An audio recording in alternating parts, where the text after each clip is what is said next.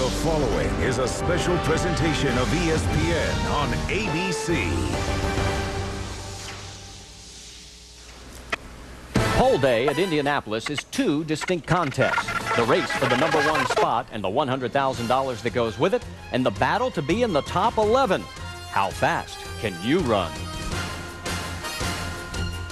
Qualifying for a place, at least I know with who I race. How fast can you run? How fast can you run? Every May, the story starts on 16th Street. For almost a century, this has been the pinnacle of auto racing, where dreams become a milk-drenched reality and where hopes can disintegrate at over 200 miles an hour.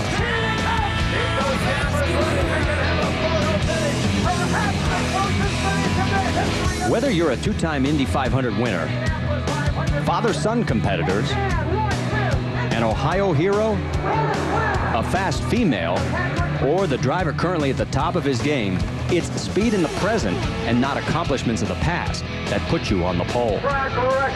Today, the challenge that is Indy begins. The first step toward claiming one of the most coveted titles in all of sport is starting from the pole and becoming the early favorite to win the 91st running of the Indianapolis 500. How fast can you run?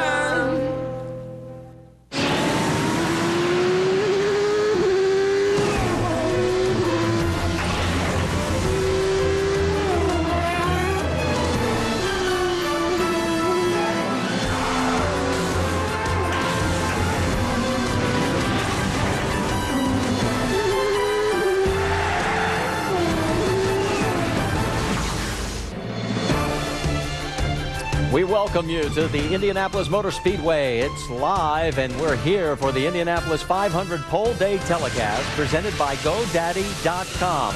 3 o'clock Eastern Time, and we have had a frenzied amount of activity, especially in the first hour and 20 minutes of Pole Day qualifications here at the Speedway. Let's tell you about the first 3 rows. It'll be, so far, the Andretti Green teammates, Dario Franchitti on pole, Tony Kanaan right alongside, and Ryan Briscoe, the bit of a surprise there on the outside of row number 1. Then in row number 2, it's Scott Dixon, Danica Patrick, and Dixon's teammate, Dan Weldon. Then as we take a look at row number 3, Marco Andretti, Thomas Scheckter, and Marco's father, Michael Andretti.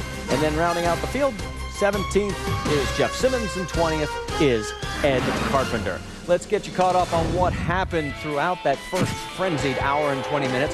Dario Franchitti, guys, Scott Goodyear, Rusty Wallace, not one of the first guys to go out, but he proved to be the fastest. Well, he was definitely the fastest at 2:25.19. It's an incredible lap for him because this morning, Marty, in the cool temperature, he ran 2:24.69. He was the only guy this morning to actually pick up speed and really get that thing going. And then as he took the checker flag, it was actually a tip that he got from his Andretti Green teammate, Tony Kanaan, that helped him because Kanaan went out right before Franchitti. And that's the benefits, Marty, from having teammates. And there's Tony Kanaan right there in his number 11 car, his 711 machine. You know something, he was out there, found some things with the race car, and because of the heat of the racetrack itself, and passed that information along to his teammates and allowed them to go just a little bit quicker out there.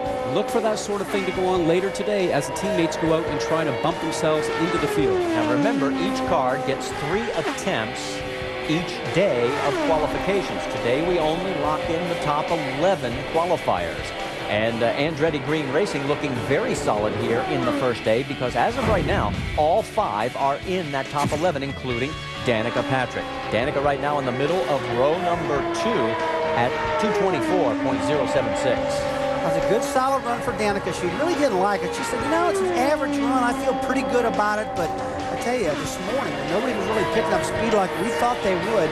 If I was her, I'd be pretty happy with it. Now, I really feel like she can go back and get that car better, and I believe that's what's on her mind also. Well, I think we all feel that there's a number of cars that we're going to see come back out again and try to improve, especially the Chip Ganassi Racing Team entries, because Scott Dixon right now qualified number 4 and he led practice on Thursday and Friday, Scott. Many, many days he was fastest, and he did that actually without any effort whatsoever. A lot of people said, wow, we thought it was going to be Dan Weldon, his teammate, that would have the shot at being fast every day and being on the pole. But, you know, Dixon's a bit of a quiet individual. He went about his work, made the car very fast. I really thought that those cars would be 1 and 2. But, you know, this is Indianapolis, guys, and the heat of the day changes everything. Well, but Dixon was the second car out, if you remember. It was Buddy Rice in the run order first, then it was Scott Dixon, and then a few cars later, out came Dan Weldon, and he could not better the time either. He's right now out on the outside of row number 2 in the 6th spot. He wasn't happy with his run whatsoever. In fact, he got out of the car and he said, if Chip Ganassi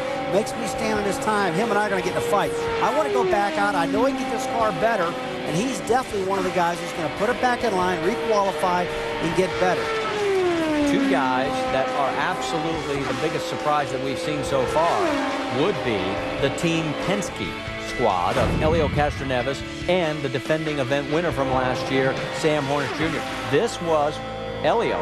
He literally had gone through the tech line, was next to go out when he got the order, climb out, we're not going to make the attempt. They talked about it, and they said made the same decision with Sam Hornish, which surprised all of us. You know something, Penske knows how to get the job done here. Obviously, Sam Hornish won this event last year. Helio's won it twice. We were surprised with this, but you know something? Those guys have been super fast all year. We've seen this, we've talked about it, and we're wondering sometimes if they're searching for speed, not only here, but also throughout this year. All right, let's show you the top 11 that are in the field as of right now. Now remember, it's not official until the gun sounds at the end of qualifying today, which would be 6 o'clock Eastern time, from Dario Franchitti all the way down to Ed Carpenter at 222.685.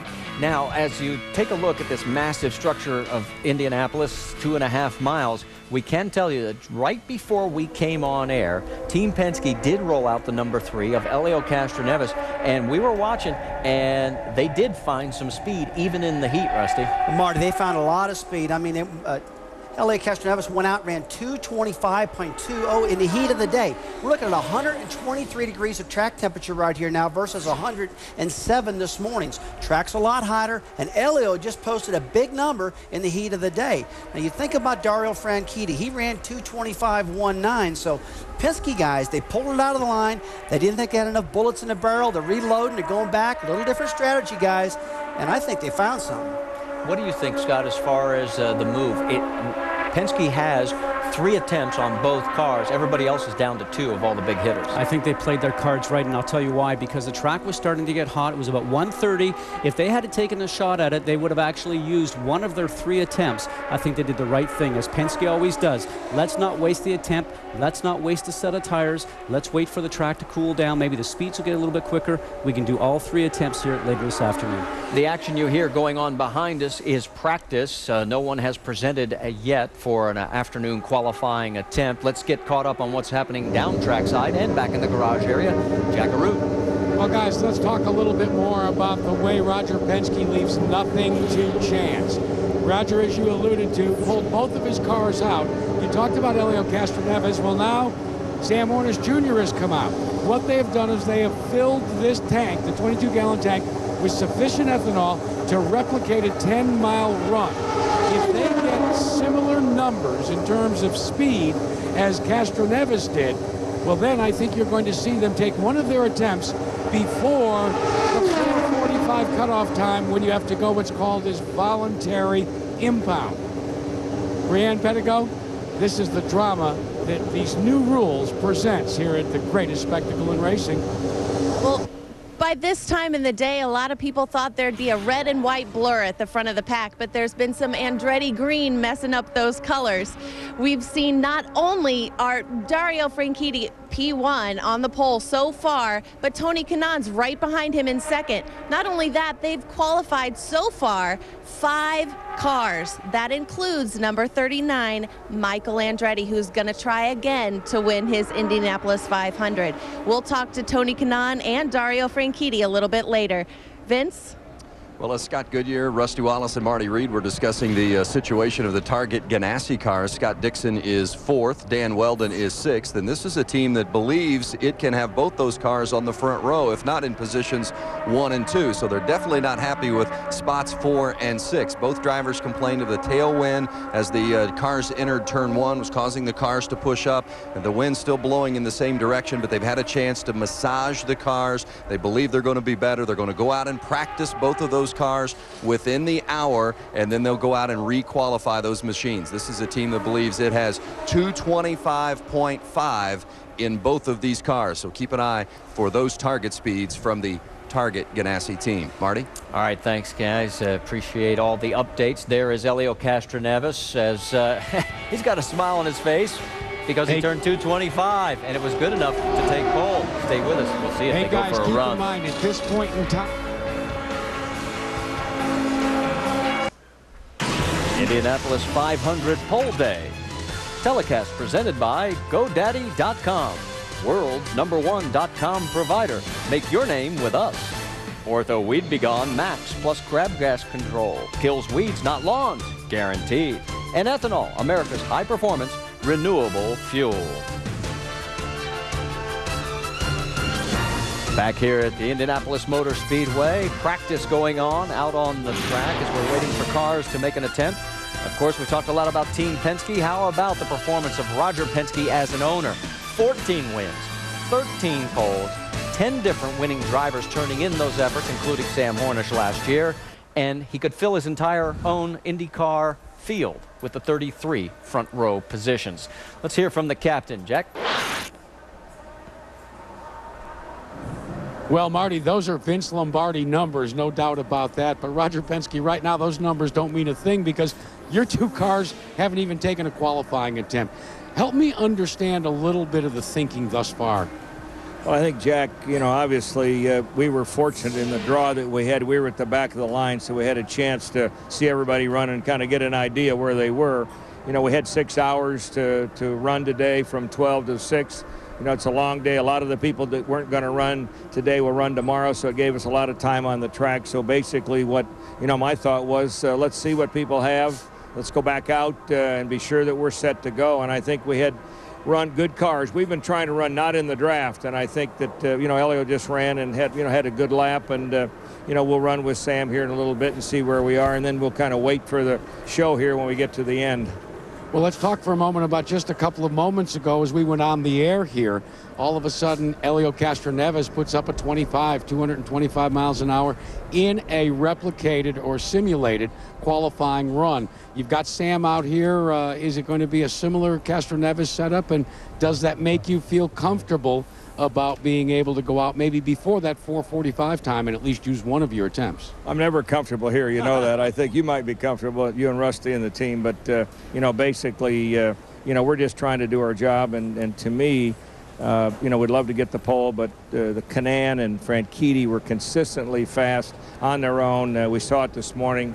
I think they've got more for us. Certainly Ganassi's team has been at the top of the charts all week, so what we need to do is work our game the way we have. The race is what we're here for, but it's amazing how we get tied up in qualifying, so we'll see what happens. Well, let's go back to 1995, the emotional tie-up that took place in the first week that came back and bit you uncharacteristically in the second week of qualifying. Has that changed the way at all you look at qualifications at Indianapolis? Well, it's a different story today. I think we can get in the show. It's not an issue. We don't have the number of cars competing. That was a big disappointment, in our life, in our racing career. But again, that made us better. Roger, help me out here because I see that you've got these little coverlets over these mirrors. Are you looking for an unfair advantage again? I think that must be the driver's gloves on that bag or something. Yeah, those are the mirrors we have on there, and it's the guys have covered them up because we don't want to show too much out. As you notice, we cover everything up we can. One of the things that you got to remember, Brianne Pedigo, is here it's always a game of one-upsmanship. Sometimes it doesn't have to be anything other than make you think that it's something. That's right, Jack. And so far, these guys are winning the poker game. You've got everybody a little bit nervous. I know that so far. Is this a little bit of a let's beat the guys in red and white? this is just trying to do the best job we can. The unfortunate part about this is it's kind of out of my hands now. You know, we've laid up a number. We're reasonably happy with it. But we've given everybody something to shoot for, so they're probably going to shoot pretty hard. Then we have to make the decision, do we go back out and counter that? And so, yeah, the poker game is in full effect right now. Well, so far you're sitting on the pole, which has got to feel good, but it's got to feel a little bit like sitting on pins and needles with 6 o'clock still a good 3 hours away. Yeah, the last half hour seems to have taken about 3 days. I'm sure the clock's going backwards. That's the hard thing. You got to sit and wait. What I'm hoping for is 50-mile-an-hour winds right now, then we can relax. Well, Tony, I got to ask you. You helped out your man here just a little bit by telling him what you could have done differently on your run. Are you going to go back out there and try to one-up him? No, if it's him sitting on the pole, I will not do that.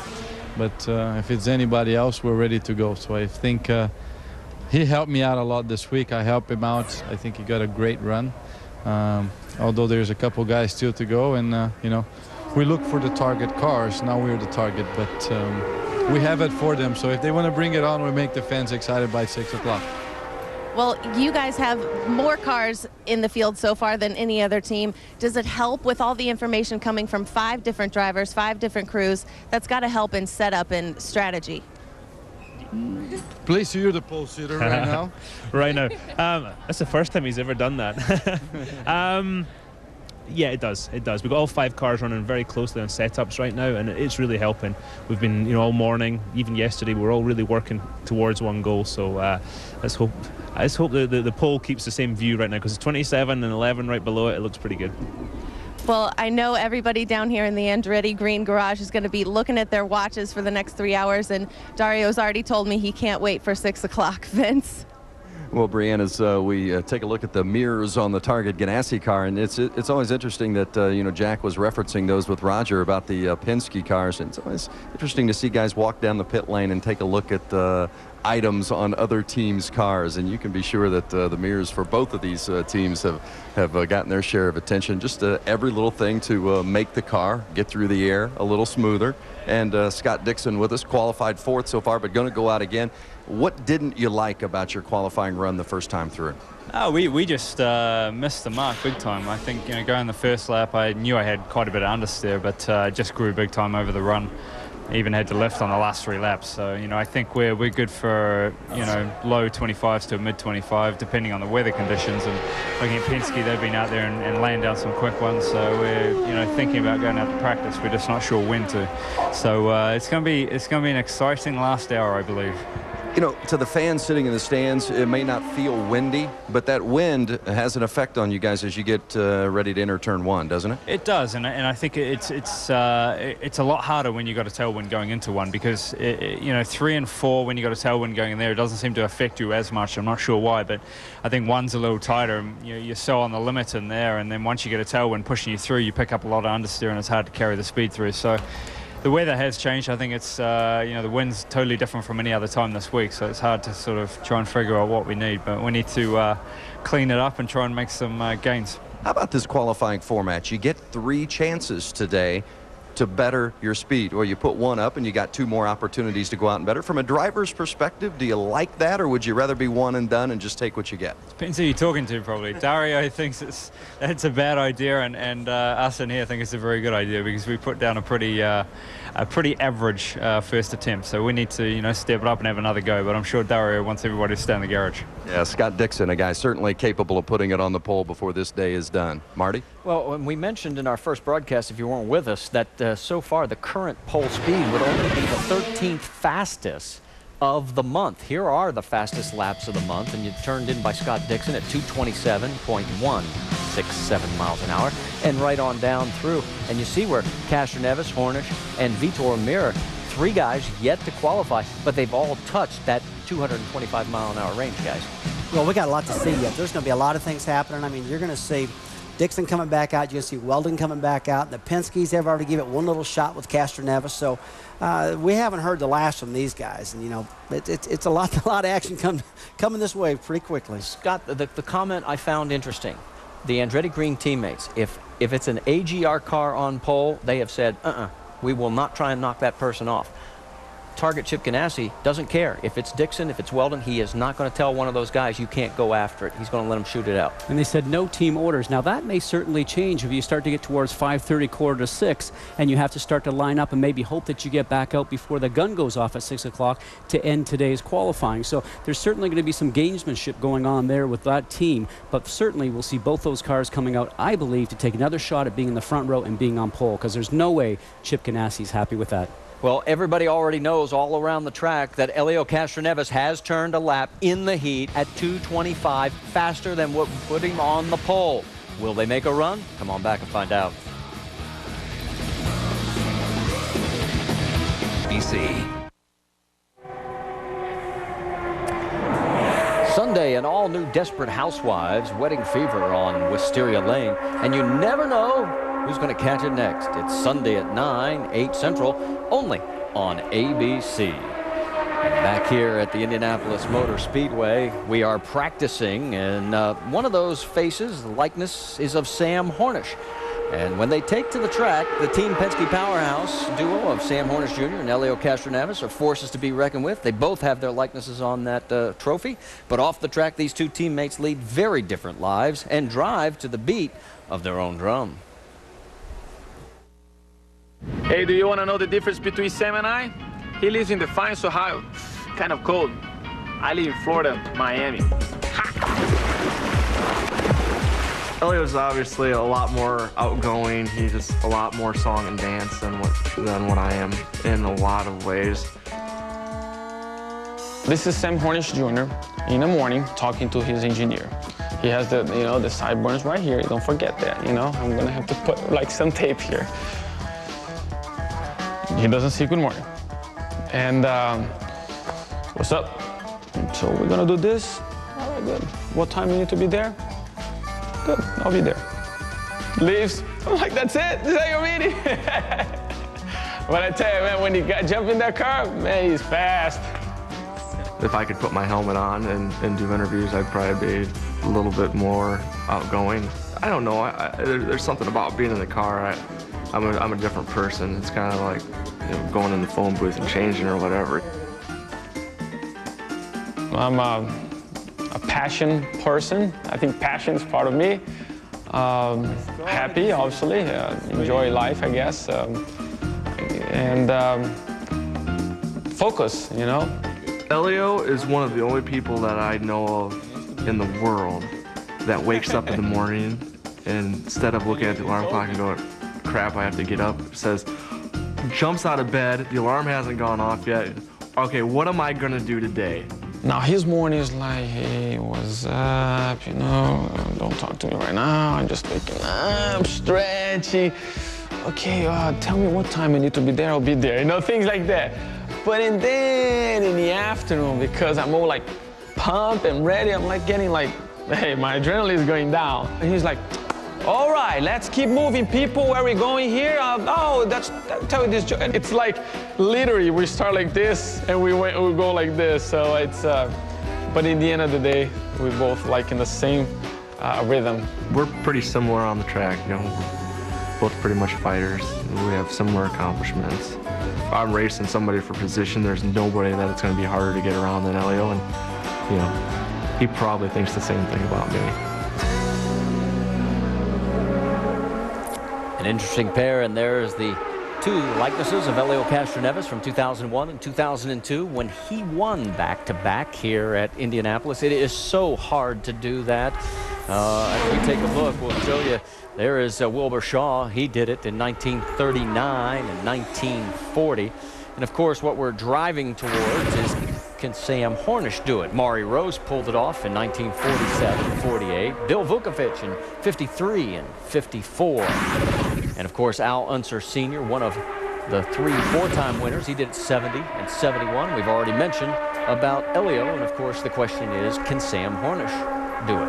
What was impressive with that was actually with Helio Castroneves, that he did the first 2 wins were in his first 2 tries here, and then he finished second in his 3rd attempt behind his teammate Gilles de Ferran. So very interesting to wonder if maybe because he had won twice already, if he wasn't pushing as hard the third time because he knew that Gilles was going to end up retiring. But now we're watching his teammate Sam Hornish Jr. out there running around pretty great high speeds going into the straight, about 230 miles an hour to turn 1, Rusty, and 100% throttle means he's happy with the car because he's not lifting his foot off whatsoever. Well, one thing I'm looking at, Scott, I'm make sure he's 100% throttle. I'm looking at the RPMs. 10.3 is the max, so you want to be laying right on that rev limiter if you can. You're looking at 225 in the corners, scrubbing off 3 or 4 miles an hour. Let's look at the top end speed when he gets down the end of the front straightaway. We're looking for speeds right around 230. That puts him pretty competitive. And you notice he's in 5th gear right now. He's got that 6th gear in case he lays against the limiter. He can pull it in gear. 10.3.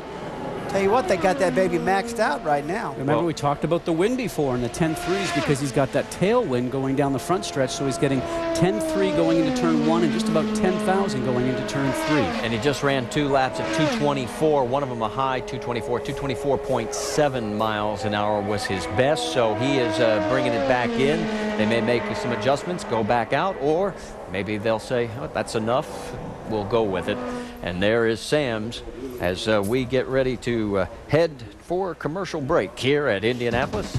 Sam's likeness. Ryan Briscoe would like to put his face on that trophy. So would a lot of other people. Stay with us. We'll have more after this message and a word from our ABC stations.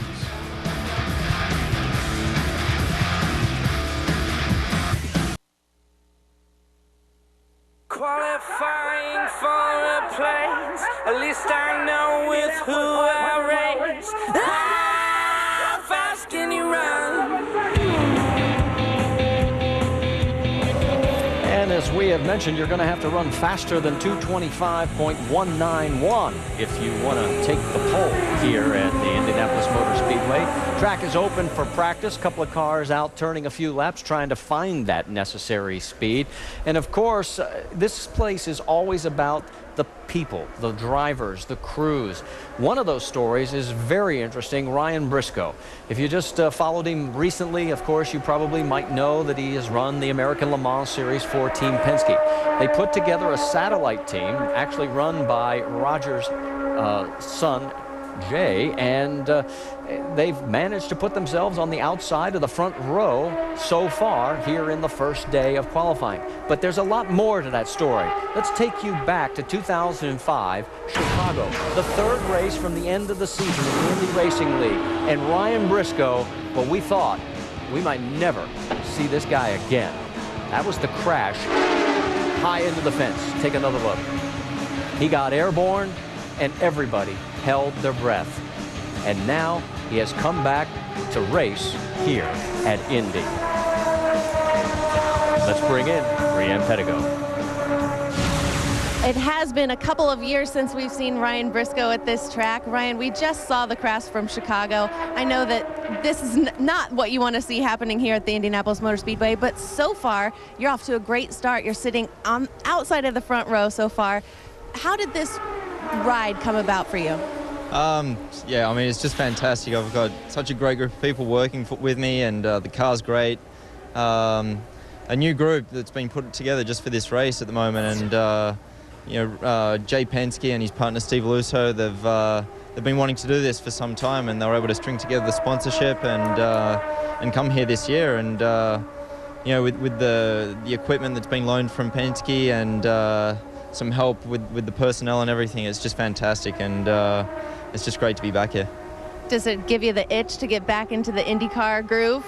Oh, it sure does. I'm certainly in it right now. There's no doubt about it. But, we'll see down the road. But at the moment, doing the ALMS series with Penske for Porsche, it's been great. But certainly any IRL races, I love to get back in it. The guys sitting next to you on the front row are just dying for 6 o'clock to roll around. How painful is this wait? Yeah, I mean, it's a long day, and I'm ready here, and the car's gone out to pit lane, so I'm about to head down there, and we feel if need be we can go a little bit quicker. So that's the fun thing about this pole day with just 11 cars qualifying. We get 3 attempts per car, and it's just so exciting. So although we're on the front row right now, I think we're still going to have to work a bit harder to keep it up there. So are you going to take the gamble and try to go for the pole? Well, we're going to first look at the situation, see how our position is looking, what the track conditions look like, and you know, we can practice a little bit before we actually take the decision. So we might turn some laps, see what our speed looks like. For sure we're quicker, then we might very well go ahead and qualify again. Well, we're glad to see a yellow and black car back on the track and glad to have you back here. Vince, you're with another member of this team? Well, that's right. It's a very interesting team for a lot of different reasons. Obviously, Ryan is no stranger to the Indianapolis Motor Speedway. He's run here before. But Jay Signori, the team manager for this Lusso Dragon team, president of IROC, and kind of a, I don't want to say a hodgepodge of guys that you've put together, but a nice collection of crew members. Your engineer, Nigel Beresford, comes over from Ryan Briscoe's ALMS program. How did you get all of these guys together for this effort? I guess there was a little help from my friend next door, Roger, and Jay Penske. Jay really put the team together a little bit, and Roger asked me if I'd come along and help him out. So we looked at all our resources, and we have some of the Penske test team with us. We brought some IROC guys with us. Of course, we have the LMS guys with us, and our pit stop strategy and the people we use in the pits come from a number of different areas. Sean Hannaran, who's our crew chief, is a great guy. He's been around here for a while, and he's done a super job with the crew that we put together. How difficult was it to put a crew together, a team together that can come and put a car on the front row at Indianapolis? With this crew, it wasn't really, it was a lot of labor intensity just to get all the pieces together. Putting the crew together who had a little bit of experience working in these cars was probably the easier part of the deal, and that's what makes this side or my side of the job a lot more fun. Now, when you see the ownership of Jay Penske, I think a lot of people automatically assume, well, it's basically a three-car team. You've got the two cars at Rogers Garage and this car all under one umbrella. But it hasn't really worked out that way. Give us an idea of what's being shared, how you guys are working as a team, but at the same time kind of being your own horse. I guess when you look at a macro kind of a program here, we share the big things. That's clearly obvious. When we get down to the minutia we are at now for qualifying, there's not a lot shared because in the end run we will be competitive. You know, we'd love to win now. We're here, and Ryan did a great job of getting the car up there on the front row. We're crossing our fingers and hoping we can stay there. But, you know, we have one little glitch next week. Ryan has to be in Salt Lake City running the LMS Porsche car for us. So we have to get our job done today so we can relieve him and get him there. So we're going to fight to stay in this top 11 with this new exciting qualifying program that the IRL came up with. Now, you're used to working with star drivers as part of the IROC series, the president of the IROC series. And how does it compare to being here with this collection of drivers at the Indianapolis 500? It's worlds apart. It's not even close. That's all you say. It's fun working with everybody. It's actually neat when you walk down the pit road now and you see a lot of the how would you say, the past IROC drivers from the IRL series shaking hands and talking with them and going around, and now you're standing there and you're competing against them. So it's been fun. The camaraderie is great, and in this series, everybody does a great job. When you get a Ganassi, anything you need, I'll help you. And I think, you know, trying to get the sport up is the main thing, and we have that here in the garage now. Yeah, certainly one of the best stories of the month so far with Ryan Briscoe and this collection of talent in the garage and in the cockpit. Thank you, Jay. Thank you, Jack. Well, as we watch Helio Castroneves going out, and still he is yet to qualify, but going out to try and log some practice laps. Many of you know that Helio Castroneves loves to play tennis. Well, we're joined now by a tennis legend, Billie Jean King. And Billie Jean, this is your first time. You were the official starter this morning for this. What are your impressions of this madness at 230 miles an hour? Well, I've always wanted to come here, and Lynn St. James, ever since 1992 when she was Rookie of the Year, wanted me to come here, and finally, at least I'm here for the qualifying. It's better than nothing. It's been fantastic. Actually, I've learned so much from Lynn, and I've admired her so much, but it's the greatest. Just learning about the cars, learning about, you know, meeting a lot of the people, the teams, the crews, looking at the garages. You know, it's just amazing just what goes into it. There's going to be, what, 400,000 people here for the Indy 500. I mean, this is just the tip of the iceberg, and I know the whole month of May is so much fun out here. And there's music out there. I mean, everything's happening. And you know, you had an opportunity earlier today, as we saw just a couple of moments ago, to meet 3 female drivers that are going to make history and hopefully make it in the Indy 500. There isn't the battle of the sexes in IndyCar racing like there was with the late Bobby Riggs and yourself back in maybe in that what they used to call the 20th century. Yeah, the 20th century, a long time ago, 1973. I played against Bobby Riggs at the Astrodome. You know, I know Janet Guthrie. Of course, I've known Lynn St. James, and they had it rough, particularly Janet at the beginning and Lynn. You know, they just didn't get the help with the sponsorship. And with these 3 women, with Danica and Milka and Sarah, it's really good because it's really great for little girls and little boys to have their dreams. And now the little girls can really dream. When they see more than one, it really starts to make an impact. You have to see yourself. You have to see it to be it. And that's very important, and it's I don't think people realize how important, like daddies don't realize how important they are. My dad was so important to me, and I think dads are really important to their daughters in general, just for whatever, to tell them they're beautiful, they can do anything. So we need men as our allies. We need to be together in this. But I just want all boys and girls to have equal rights and opportunities. That's been my whole life since I've been 12 years old, and starting to see it here, starting to happen. But we're going to have a lot more girls coming up through the ranks and the different opportunities they have now. And I just hope we have a critical threshold sometime. But we need a woman to win. That will make a big difference too. People like people to win. And when I beat Bobby Riggs, that was big. I had to win. I couldn't lose. Couldn't just play him and come. You know, I had to win. And we need one of them. Well, you know, that might happen. That might happen in the 91st running of the Indianapolis 500. Yeah, it's a real pleasure. It's a real pleasure. Billie Jean, thank you so much. Hey, guys, they're continuing to practice with Helio Castroneves. I'm beginning to think that we may be edging closer to at least an attempt by Team Penske. Well, you may be right, and thank Billie Jean for us, as she was serving up a lot there for us. And Helio has now run 3 straight laps at over 225 miles an hour, as he is now backing out of it. As you can tell by our telemetry, he's going to bring it in. Who knows? Are they going to be ready to take a stab at a run at the pole? Well, come on back and find out. Take a look at this motion again. Can you tell she has a pretty strong backhand? Good job, Billie Jean.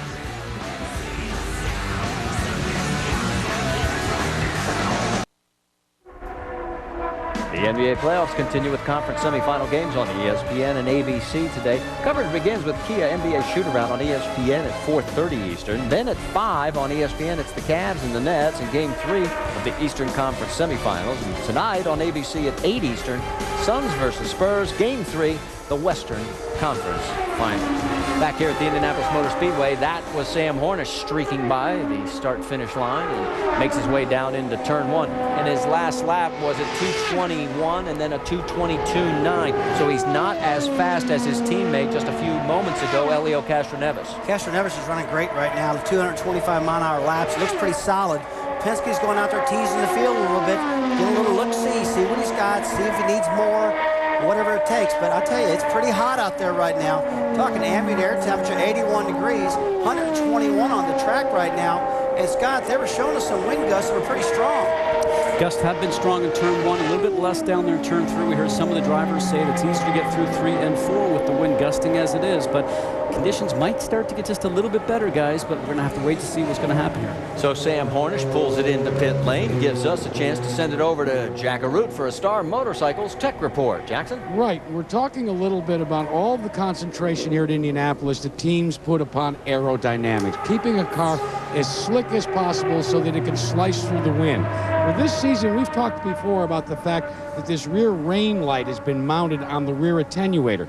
But here at Indy, the rain light actually is wedged between the 2 lift angles or pieces that hold the superspeedway wing on board.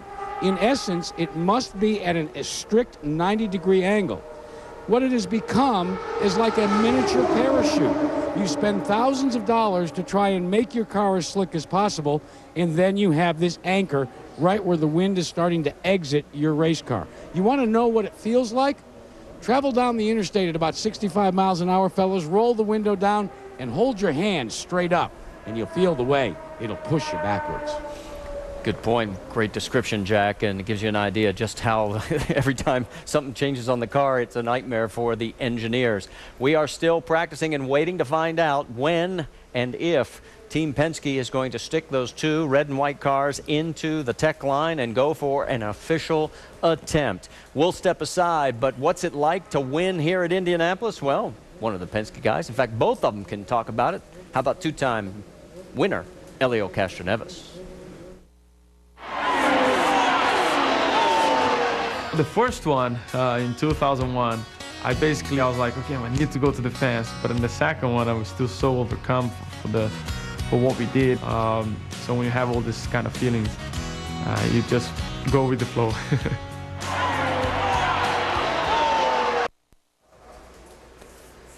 Next Friday night, you're invited to be part of television's first interactive bingo game. Everyone can play and anyone can win big. Go to abc.com to see how to make your Fridays National Bingo Night. It starts next Friday, 9 Eastern, 8 Central, right here on ABC. And in the I column for Indy, the number 10 belongs to Dan Weldon. And that could be bingo for him if he could put it on pole. Let's check in with Vince. Thanks, Marty. Here with Vitor Meira, and Vitor waved off in his first qualifying attempt earlier today. First of all, what did you feel during that attempt that led you to understand you needed to bring it in? Well, first of all, the Delphi Panther car was really stuck. It was, I mean, really positive and not scrubbing any speed, but the times weren't coming. The speeds weren't going up, and we decided that, I mean, just to come in and not continue the run because it was gonna do no good. It was not gonna do us no good, and we are back here trying to figure out. Did you feel like, even though it was a shortened run, did you feel like you were able to learn something from it? You're always able to learn some, and mostly on a true qualifying run. That's why we are here at the garage and analyzing all the data to go back there and try again. You said a moment ago, speed, speed, speed. We got to find speed. What can you do to find more speed when you're searching for that? What are the types of things that you're looking to do with the car? As a driver, what can you do? I mean, as a driver, all you can do is try to set up the car so you turn less and scrub less speed and to be as little drag and downforce as possible. But I think right now the best man to ask that is Dario. Yeah, how about the run Dario put up, 225 plus? That's a very strong run. I mean, they deserve it. They did a very good. They had a very good winner. They searched a lot. They did their homework during the winter, and I mean, it's paying off. Yeah, and this team in here right now, as we were joking with Mike Griffin, one of your team owners, talking about massaging the car, talking to it, saying nice things. What kind of things do you say to the car to make it go better? Go, go, go, please. I mean, that's. I mean, all you can do is work and put your head up and start. I mean, nobody's doing anything more than we are. It's just a matter of finding the right combination. Yeah, Vitor Meira will be out practicing and looking to make another qualifying attempt here this afternoon. Marty? Yeah, I guess the question is, do you urge it in English or Portuguese if you're Vitor? Dan Weldon out on the track right now. This is practice. This is not a qualifying attempt. They are searching for a little more speed before they put it back into line and go for the pole here on pole day at Indianapolis. You know, Marty, back to Vitor Meira. That car, when it was qualifying, his attempt that he waved off, was bottoming out really bad. I would like to ask Vitor what if he felt that or not. We'll come back to that later on, but I really feel like that probably slowed that car down a lot also. Well, I also got the impression he wasn't real thrilled with the amount of horsepower he was generating. I mean, we haven't had complaints from anybody about the Honda engines, but they said they were trimmed out, not pushing, not oversteering, just wasn't going. Well, what I took from that, he said the car had a lot of grip. It was really going around the turns well, and that means sometimes that you actually have too much downforce on the car, and when you do that, it's got a lot of drag, and maybe the engine doesn't feel like it's actually pulling down the straightaway as well as it should do. So it's a combination, and it's a compromise of, you know, how much mechanical grip you have to get through the turns versus how much aero you take off the car, and that's why all the engineers are out there, and that's their trick. That's what they have to try and figure out. with the conditions we have right now. And we talked about the track is now just starting to get a little bit cooler. The track temperature is actually starting to come down a couple of degrees, even though the ambient's staying at it the same as it is. But, you know, we just had information come to us from the IRL, and right now they say that the peak is about 15 miles an hour on the wind in turns 1 and 2, and maybe about 10 or 12 in 3 and 4. So it is a little bit less down in 3 and 4 than it is actually in 1 and 2, Marty. What's interesting is Dan Weldon's out on the track along with Elio Castroneves. Weldon just went across the stripe at 2:24 and Elio at 2:23.6. Don't go away. We'll be back after this message and a word from our ABC station.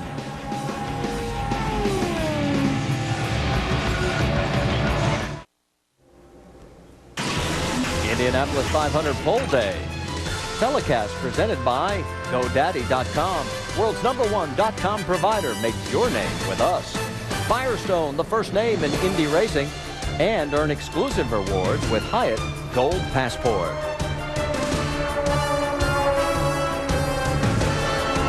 Back here at the Indianapolis Motor Speedway, Elio Castroneves out on the track. And let's talk a little bit about straight line speeds, because you were noticing when they're starting to creep up here, the 233 range. Well, you know me, Marty, I always want to go fast, man. And these guys are going fast down the straightaway. You're talking 233 miles per hour out of Elio Castroneves. And Scott, ethanol. These guys are on ethanol. I don't know how many people out there in the audience know. We went from methanol to ethanol. These cars are still going extremely fast in straightaways.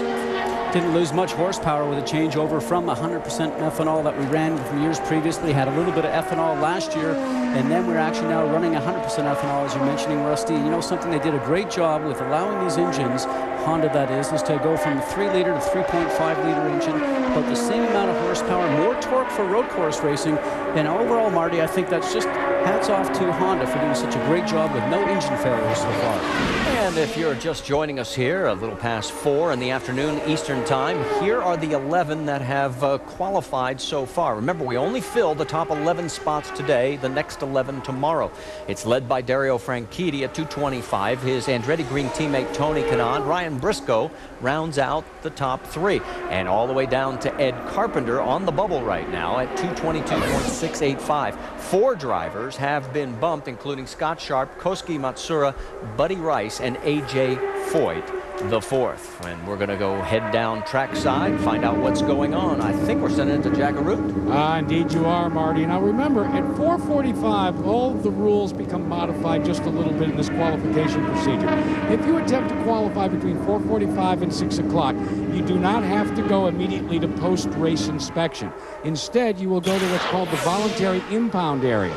But if you want to try and better your speed, you have to withdraw your entry or you have to be bumped. Now, that is the scenario that is facing Tim Cindric and Roger Penske for both of their cars. Tim, of course, the chief strategist for Elio Castroneves. You've been trying different things in the heat of the day. Have you found sufficient speed that you may want to take a shot soon? Yeah, I think we're pretty close. I think we're getting pretty close to seeing what we can do here. You know, we need to put a time on the board and then see what happens. Would you want to put that time on the board before that 4:45 voluntary impound kicks in? Yeah, for sure. That's like having a pair of handcuffs on. So you want to make sure that you're back there through inspection and back out here ready to defend if you need to do that. Let's check in with Brienne Pettigo. Brienne? Well, guys, Milka is right now saying hello to some of her fans that are hunting her down outside the land of motorhomes where Indycar drivers live during the month of May. Milka, I know that you had a little incident on Friday. How are you doing, first of all? I am okay. Just my thing is fixing the car for try to have the car ready for Wednesday for the next practice, and we hope having the qualifying the next weekend. What happened on Friday? We were simulating like race. We were running for long run. The tires just almost to the end, about 30 laps, and I entered a little late in turn 1 and touched the outside line, just a little, but it was enough with the old tire, just touch a little. My car lost the rear and spun. Now, in your ear while you're racing, you have Pancho Carter, who's raced here before, certainly knows his way around the Indianapolis Motor Speedway. What has he been telling you about this track? Pancho is telling me everything around the track. He helped me so much with the line, with things about racing here, and I am learning a lot from him. I love him. Now, like I said, we're in the motorhome section of the track. How have you been spending your day since you're not out practicing or trying to qualify? But today is just like relaxed day. I'm watching the qualifying from my motorhome and just relaxing now because I just have to wait for my turn on Wednesday. Well, we're glad to see you're okay, and we'll catch up with you next weekend. Thank you so much. Back to you guys. Well, we appreciate that report, Brianne, because that confirms now that they will not make an effort until next weekend because of the crash yesterday. And there is Danica waving to the crowd as she is coming out, helmet in hand, and there's her car on the left side of your screen. So obviously she is going to be practicing, getting ready, and look at Elio heading down the line. You're watching ESPN on ABC. Stay with us. It's about to get good.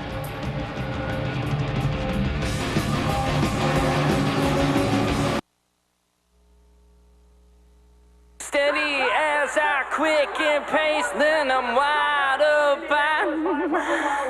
How fast can you run? A genuine sense of excitement and anticipation beginning to build here at the Indianapolis Motor Speedway, because you can see the number 3 of Elio Castroneves making his way onto the tech pad, which means he has a run, an attempt to qualify coming up. But before we go there, this is a very special year here at Indianapolis. 50 years A.J. Foyt has been a part of this wonderful, wonderful event. Jack Arute, you had a chance to spend some time with him. Well, indeed I did, Marty. Anthony Joseph Foyt is synonymous with the Indianapolis Motor Speedway. Not only because of his 4 victories behind the wheel, but his 4 victories, including one with Kenny Brack, that has put him in the lofty, legendary stature. And earlier this week, we had the rare opportunity to sit down quietly with AJ and reminisce about 50 years and project where he was, where he is, and where he might be. And we started out by talking about, well, 1993. On that very pole day, AJ Foyt had a legitimate shot along with his teammate Robbie Gordon to fill the front row. But then things changed.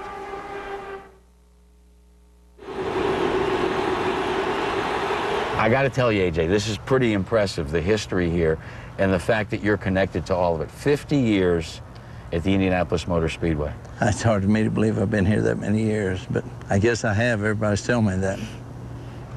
When you decided to hang it up, you startled all of us because you came out and you set this up, and the buzz went through over 300,000 people that were here that day for qualifying. Making his last appearance on this 2.5-mile oval in the car number 14 that made him famous.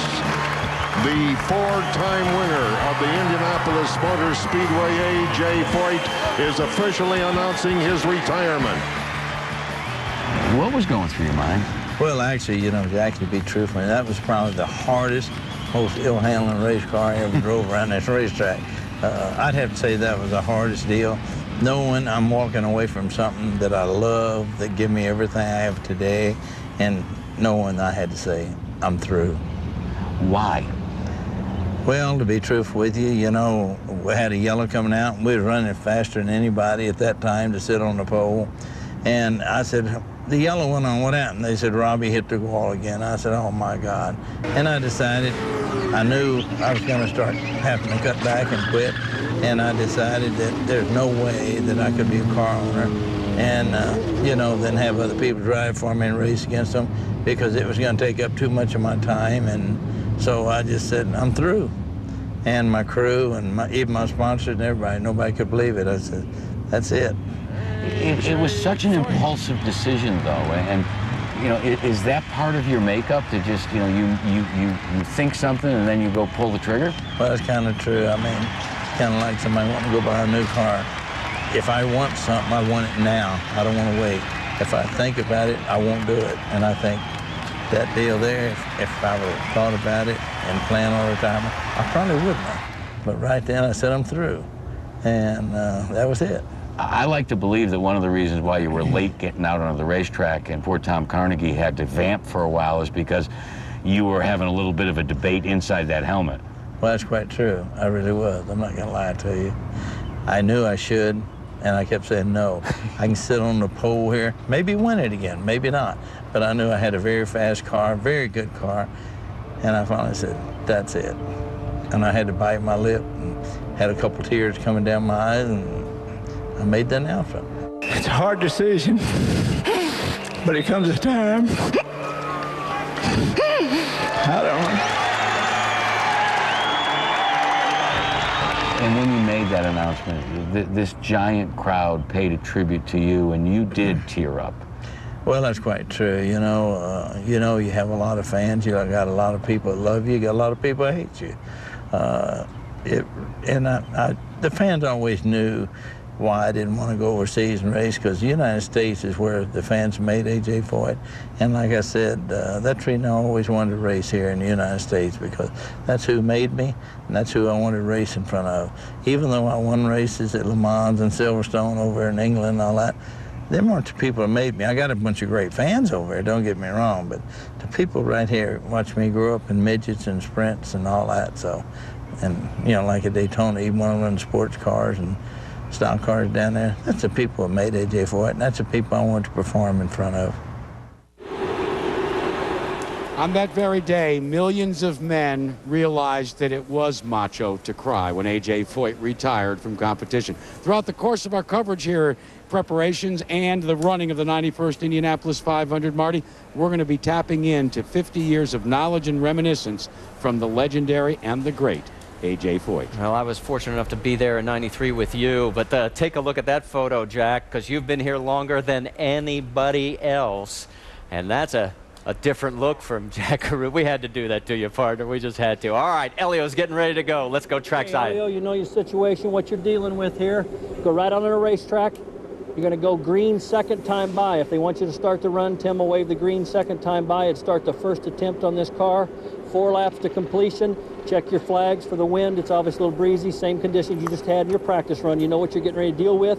You know the numbers you're after, both at the front of the field and 11th. Go give me 4 good laps. Put her in a show. Let's have fun. Stand by, guys. Control instructions have been given. I'm waiting on a clearance from you to start him up.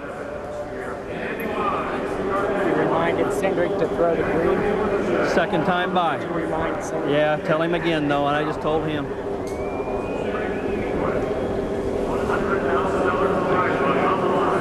All right, they finished their conversation. I was watching Elio. His eyes never, ever looked anywhere near Brian Barnhart. And I want to ask you, Scott, because you went through all this here at the Speedway. Did you really ever listen, or did you just catch bits and pieces? You're not really listening to what he's doing, because you really, or what he's saying rather, because you really know what you have to do when you go out there right now.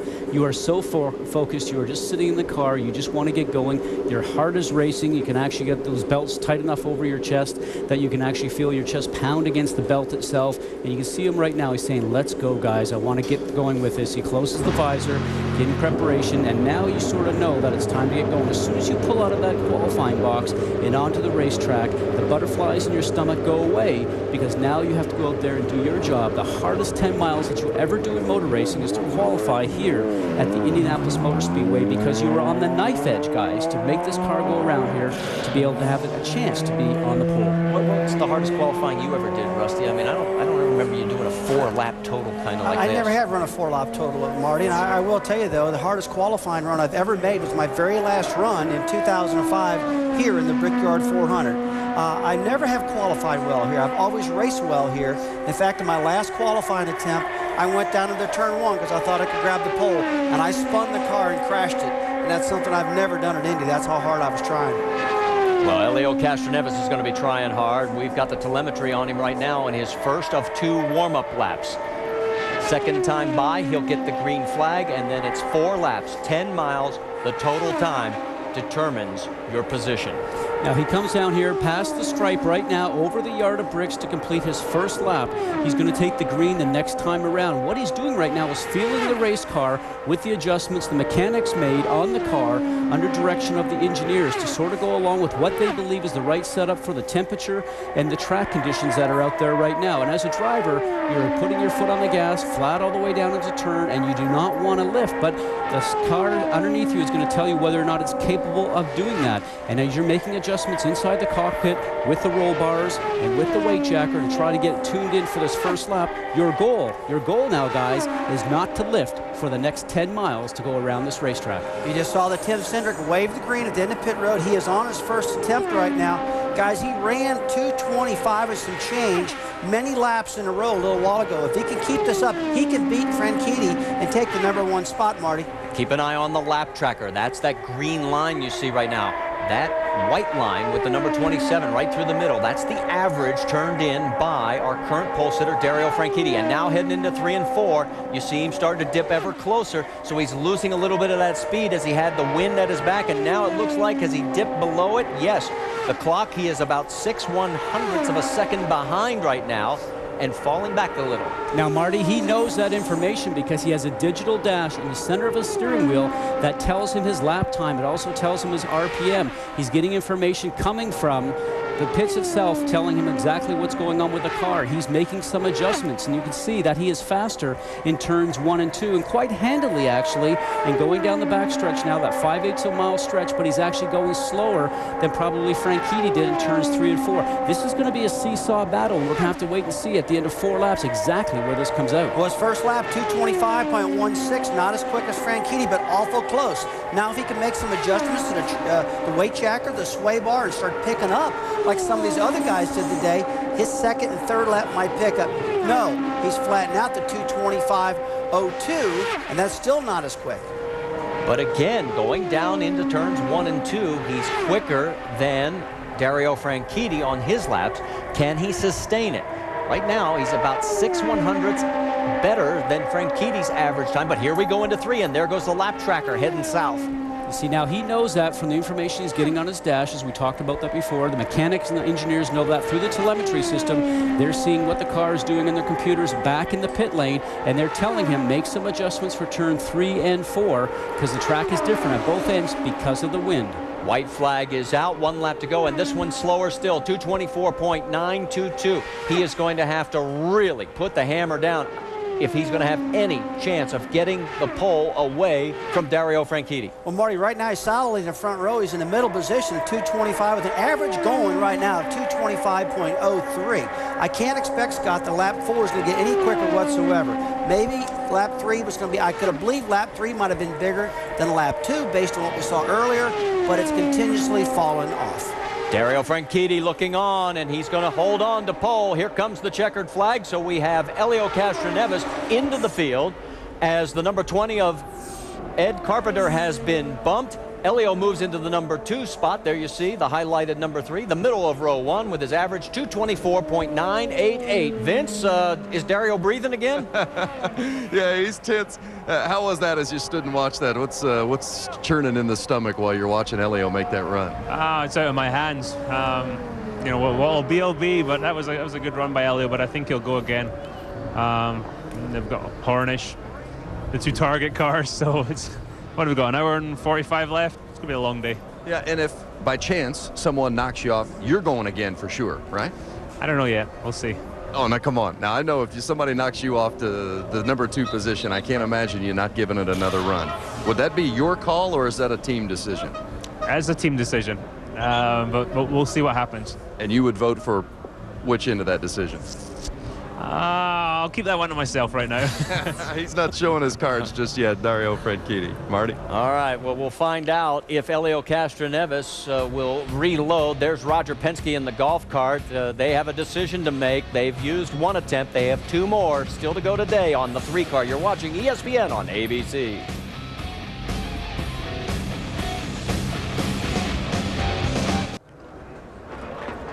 Back at the Indianapolis Motor Speedway, pole day for the 91st running of the Indianapolis 500, and you see the car of Helio Castroneves being wheeled away as Helio has just completed his qualifying attempt, second quickest behind the current pole sitter Dario Franchitti. But you're not done yet. First of all, let's go through the run you just completed, because you're pretty animated on the radio that it wasn't quite what you were hoping it would be. Yeah, we start practicing, you know, before we went out there, and actually 2 runs that we did previous than that was a little bit quicker than that. So we try a little bit more. In this situation, you want to try everything. Obviously, we're trying to get the pole position, and we didn't go and practice. We went straight to qualifying. And during the run, oh man, it was very hard. I don't know if the wind changed as well, plus the change. So it was a little bit difficult, and obviously screw up a lot of speed, and we end up not having the speed that we want. So right now, definitely, we trigger a way that everybody want to go out. We also might be thinking to go out again, but we need to watch what those other guys going to do and see what happens. How significant of an adjustment was it that you made for your car, and how much can you still fiddle with, if you will, to make it better? Vince, we're talking about like a hair, you know what I mean? I mean, unbelievable small change. I mean, we're talking about, but right now we're in this situation that every little bit counts, and you're gonna see more excitement. No, it's just the beginning. Car loose or tight during that qualifying run? That qualifying, I was very loose in turn 1, and I tell you, man, I was hanging like my life. I'm like, please, just one more lap, one more lap. That's the fun about Indianapolis. I mean, it's not only 1 lap, it's 4. So you have to go through that corner 4 times. I'm like, oh my God, let's keep going. Let's keep one more, and we made it. But let's see what's going to happen now, and watch the other guys run. Now, you're currently sitting second, but is that good enough for you if that's where it stays, or will you make another attempt to get the pole position? Well, obviously, I need to see the other guys. The Ganassi guys, my teammates seem to be strong as well, so it depends. This is a very big deal. You have to judge and balance, you know, to win, to lose 1 position.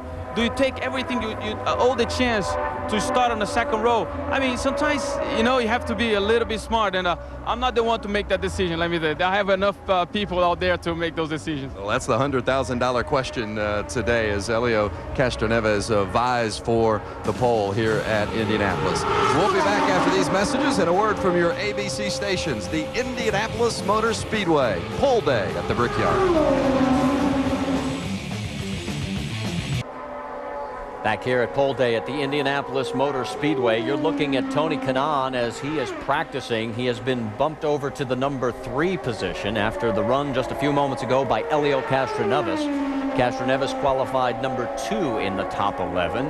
Still, no one able to knock off Dario Franchitti from his earlier run today at 225.191. Marty, all last year we saw a lot of the red cars, the Penske's and the Ganassis. It looks to me like right now the AGR, Andretti Green Racing, Scott, have really stepped up their game. They had a winter to think about it, getting the wind tunnel some more, working these cars. And all 5 of their cars have definitely picked up from last year. Rusty, you're absolutely right. These guys served notice back at the testing that we had early in the spring, and you can see Marco Andretti on the right-hand side just sort of wondering what he's going to end up doing along with his father in the Jim Beam suit. That's Michael Andretti and Mario Andretti, the 1969 winner, all standing there. A lot of history here at the Indianapolis Motor Speedway with the Andrettis. And Tony Kanaan is now going to come in and maybe make some more changes. But you know something? Right now it comes down to some shadows on the racetrack. I just noticed in turn 1, the shadows are just starting. The sun's starting to set behind the grandstands. This is when the track's going to start to get just a little bit quicker, Marty.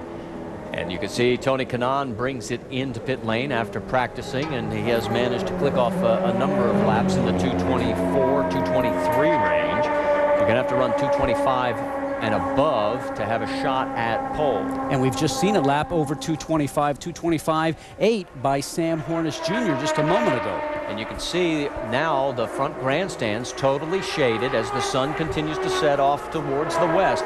When that shade gets across that front straightaway, it is a huge advantage. And remember, the change from daylight saving time here, as we take a look at the top 11, has changed the outlook of that fast last hour. Here is the top 11. Now, Jeff Simmons finds himself on the bump spot. We've had 5 bumped out now, the most recent being Ed Carpenter by Helio Castroneves. And Ed is with Brienne Pettigo. That's right, guys. Ed, we talked about the possibility of you getting bumped off. You knew that it could happen, and you were prepared for that. So what now? We're going to go out and practice and you know, see what we can do. We feel like we need to get up to probably 2:23.2 or so, you know, to really get out there and make a worthwhile attempt. So we're going to put some tires on, go practice, see how quick we can go, and then determine if we really want to take a shot at it. You know, that you get to a point you don't want to waste tires, and you know, you end up not having enough tires to do all your race runs. So we're going to be realistic, and we think we can get in, we'll go. If we don't think we can get in, we're not. You know, we don't want to get into a situation where we're just bumping teammates in and out. So we'll just see what kind of speed we have first, then make a decision. Well, now that we're into that time crunch towards the end of the day, how does that play into your strategy? Well, that's why we're out here now. You know, it's the end of the day, so you know, we'll see what kind of speed we have, and you know, it's not like we're going to go back to the garage and talk about it. If we've got speed, we'll put it in line and go. You know, so there's really not much to think about at this point. You're just going. Well, one of the guys you'd be talking about it with is your race strategist and engineer, Dave Cripps. Dave, since it's the middle of the end of the day, it's hotter. The track's really hot now. We're all feeling it. What changes do you make to a car to pick up some speed at this type of the day? Right, but what we've actually done is when we ran in very similar conditions to this yesterday, we've actually put that setup on the car, which actually was quite quick, although the wind is a little stronger, and we'll see if we can make the necessary adjustments. Good luck to you both. Thank you. Guys? All right, thanks, Brienne. And Ed Carpenter still has a smile on his face, even though he has been bumped from the field. And take a look. Here comes Sam Hornish as he heads down the tech line to get ready. And in fact, we picked this up on the radio. Don't know who said it was being a controlled hurry to qualify, not a panic hurry. Stay with us.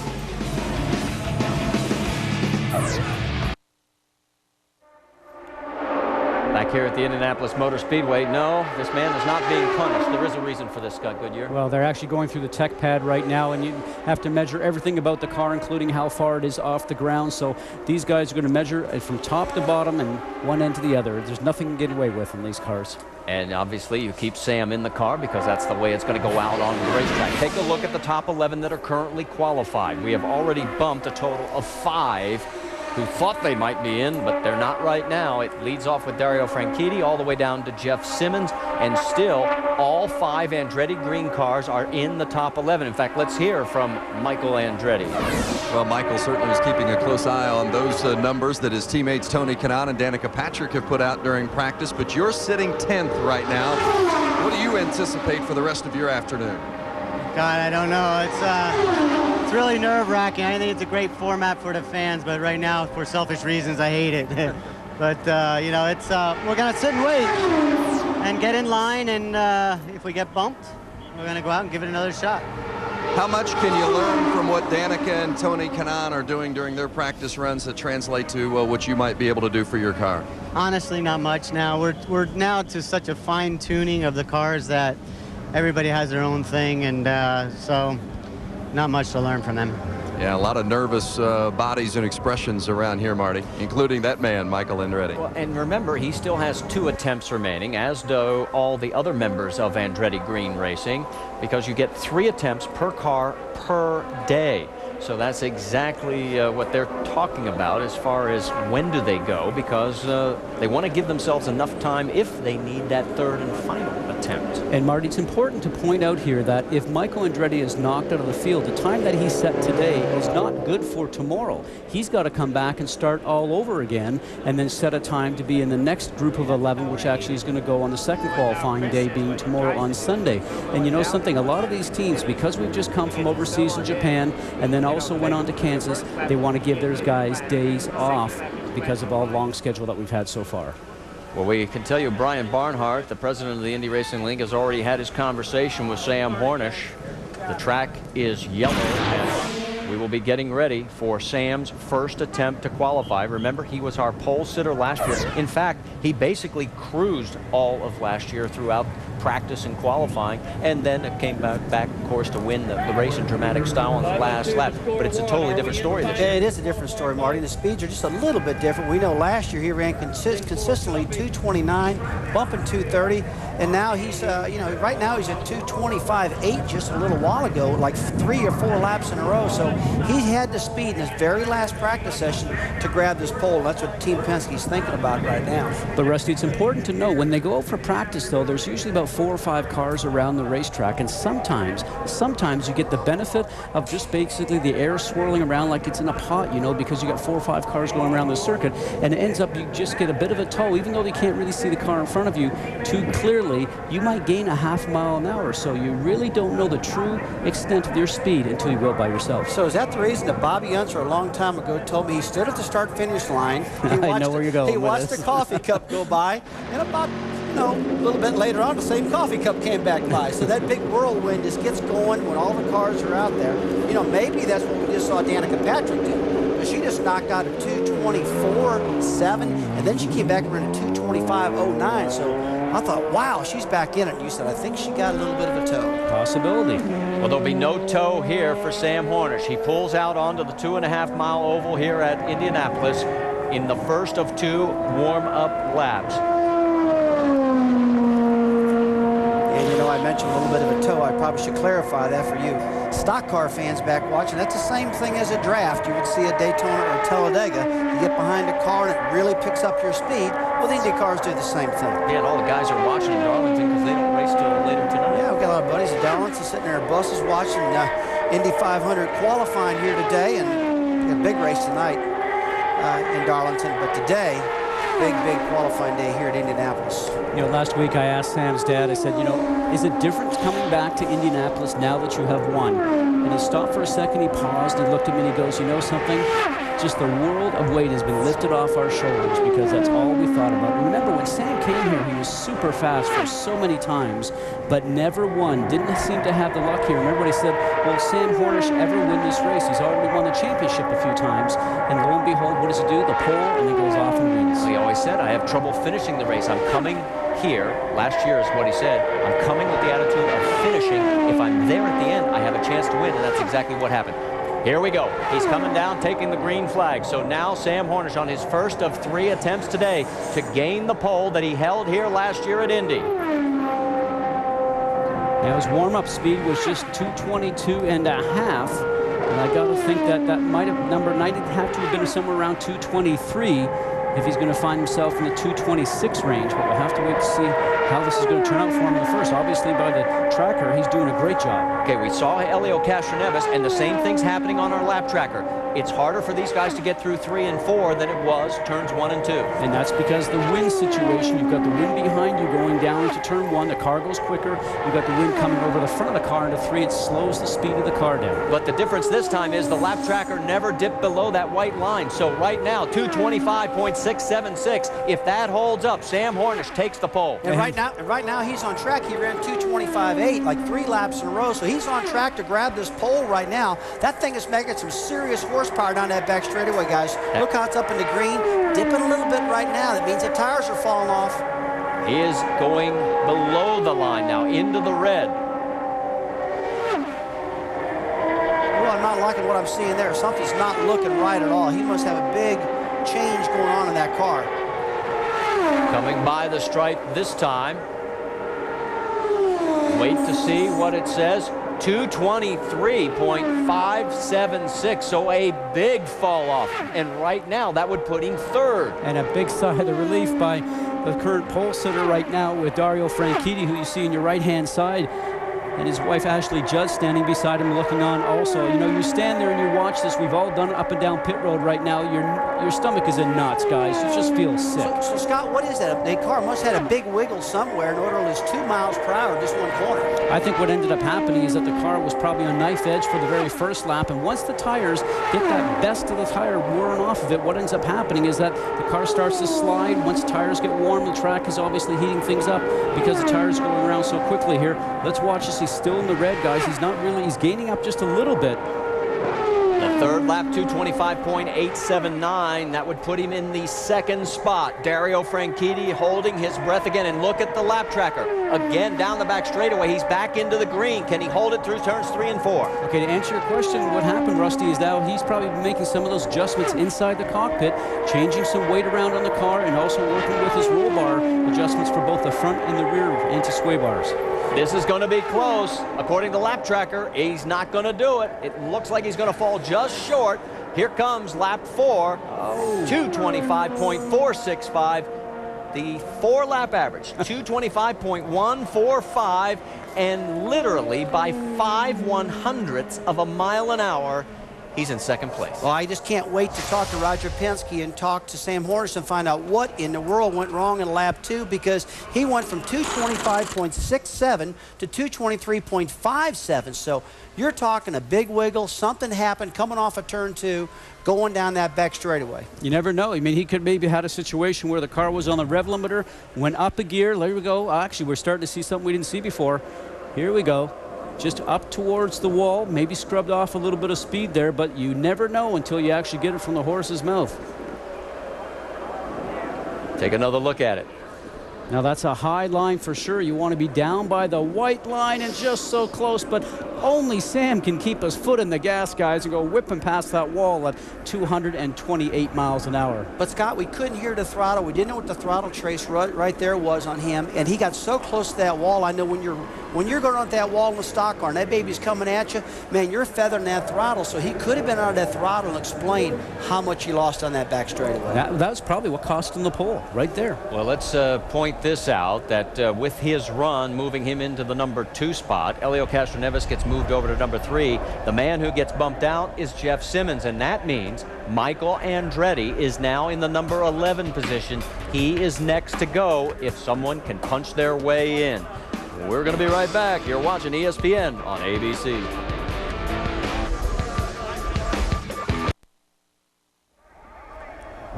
Only one episode left before the 2-hour season finale that you'll be talking about all summer long. USA Today gives Lost 4 out of 4 stars. It's all new Wednesday at 10 Eastern, 9 Central, only on ABC. That is Dario Franchitti nervously waiting to see if he will get bumped off of pole. He set that speed earlier today at 225.191 in our first hour of qualifications. That began at noon Eastern. Here we are approaching 5 o'clock. It's been a nervous day for him. Let's get an update on AGR, Andretti Green Racing, Jack Arute. Well, Marty, let me explain to people how, if you're in the top 11 and you want to go back out before you are bumped, what you must do. Tiffany Hammer's down here at what we call the shootout, and they have to fill out these forms. And what they have to do is withdraw formally before they roll back out to attempt another qualifying effort. Now, I've been looking at some of these forms. Chip Ganassi has already filled one out and has not signed it for both Dan Weldon and for Scott Dixon. And just moments ago, Kevin Savory, one of the partners of Andretti Green Racing, rushed up to Tiffany and said, "Give me 4 of those forms. I need to take them back to pit road." Vince? Well, Jack, the Team Penske machine of Sam Hornish Jr., when he came in from that qualifying effort, they never even took him out of the car. Hornish was pushed right to his pit box. They put fresh tires on his car, and now they're pushing him right back through the tech line. And when you were talking about those withdrawal sheets, Roger Penske said, "We won't withdraw it until we get up there, but we're definitely going out for another qualifying attempt." So they're pushing Hornish through the line right now. So it looks like Sam will be the first to take attempt number 2. And there is Roger, as he has won this event so many times, and boy, poor Dario just sits and waits. We'll be back after this message and a word from our ABC station.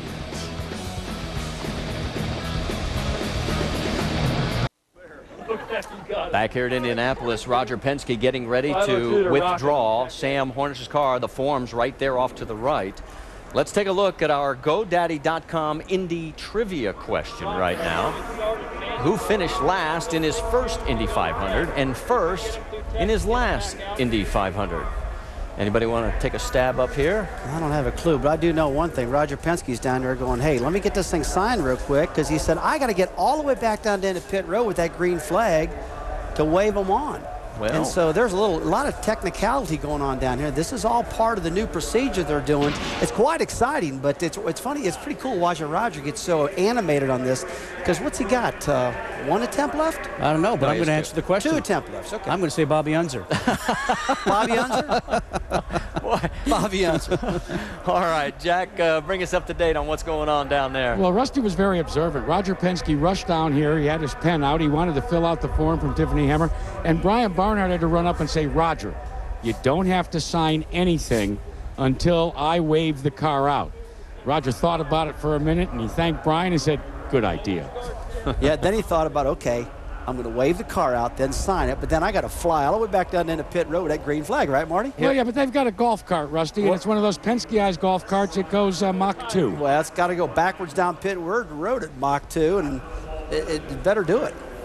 You know, what's happening right now, guys, with Sam Hornish Jr., we know that he didn't get out of the car. He just stayed in the car. They changed the tires. They put him through the tech line, and he's actually ready to go right now. You know, you're sitting there. You are nervous. You know what's expected of you. You're driving for Roger Penske that has won here so many times. He's just not going to go out there to drive around for 4 laps and 10 miles. His job is to go out there and put it in the pole. That's what the captain expects. That's what Roger Penske knows that he is capable of doing, and that's exactly what Sam knows that he's capable of doing. But Scott, you know as well as I do, you've done qualifying runs here just like I've done qualifying runs. He's made 4 laps. He knew exactly what he did wrong at turn 2. I'm not getting out of this car. Throw me 4 new tires on. I will not make the same mistake again. That's what he's doing. I've done this several times, as every time you put new tires on, you keep perfecting yourself what to do right and do wrong, especially here at Indianapolis. You saw Roger Penske sign the withdrawal form. Now let's explain something here. Just because Sam has withdrawn and he was in the top 11, if you think that that means Jeff Simmons gets back into the field, you would be wrong. The only way Jeff Simmons could get back into the field would be if a car would have been disqualified in post-qualifying inspection. So right now we only have 10 cars in the 11-car qualified effort. Sam would become the 11th if he accepts this 4-lap run. And this is attempt number 2. He gets a total of 3 on this car today, just like everybody else. 2 warm-up laps again, and then he goes green for 4 laps, 10 miles. He's on his warm-up right now, getting his car up to speed. Definitely going to take a look at the exit of turn 2 where he had the problem last time. That really killed his back straightaway speed. Either the car was loose or tight, exiting turn 2. He had to be out of the throttle, and it really killed his straightaway speed. But boy, that 3rd lap, he brought that baby right back up. Scott, about 225.8, and that Honda got wound up real quick. And he knows he's capable of doing that, as we just discussed a second ago. Both the driver knows it. He's very confident. The team is very confident in the driver. But the first lap will really be the telltale right now. We'll see what his warm-up lap was. Remember, it was 222.5 for his first warm-up speed before, as he comes down for the green flag right now. And that warm-up speed, again, just a little quicker, 222.8. So he's right in the same area, but you need 4 consistent laps. It's not like other motorsports where 1 lap, your best lap, counts for qualifying. It's that total accumulation of the 4 laps, and they'll have to wait to see how this turns out for him. So Sam is on the backstretch of his first qualifying effort. You saw Dario Franchitti for a moment there, anxiously looking on, wondering what will happen with this effort. You can tell he's staying away from that wall now. He's not getting up there flirting with it too much, about 4 or 5 feet off of it before you saw him right on it, out of the throttle on that 2nd lap. First lap, 225.405. That is good enough to take the pole away from Dario Franchitti. Here's where he got into trouble. Not this time. Everybody back in Defiance, Ohio right now is watching their hero, Sam Hornish Jr., go out there and have a great run. You know that what he enjoys doing after a race weekend is just going back home and going down the local bowling alley and just shooting a few pins. Well, I guarantee you right now, he's not thinking about the bowling alley. He's totally focused at the moment right now. The car looks real smooth. Let's take a look what we got in our 2nd lap. And what he's doing right now is bowling for Dario. And it's getting quicker with every turn of the wheel, Marty. 225.415, and Dario Franchitti is getting a very big knot in the pit of his stomach. Well, you think that Sam Hornish is nervous. Look at Franchitti. You know, this guy, I can guarantee you one thing. He did not want to go back on the racetrack. I can read his body language. He was happy, now he's like, oh, man, not going to go back out. That's what his thought is right now. Well, it becomes a choice, doesn't it? Does he want to go back out because the big picture is the Indianapolis 500? Or does his team owner or owners say, guys, it's time to go out here and have a shot at the pole? You know, I think he's the type of guy that he's comfortable with being in the front row and instead of having to get up there. Even faster, 225.579 on lap number 3. So right now, oh, that was loose, boys. That could have been enough. Hang on, that was into turn 1. It was turn 2 on the first run. Remember, the wind is pushing the car as you come out of 1 into 2.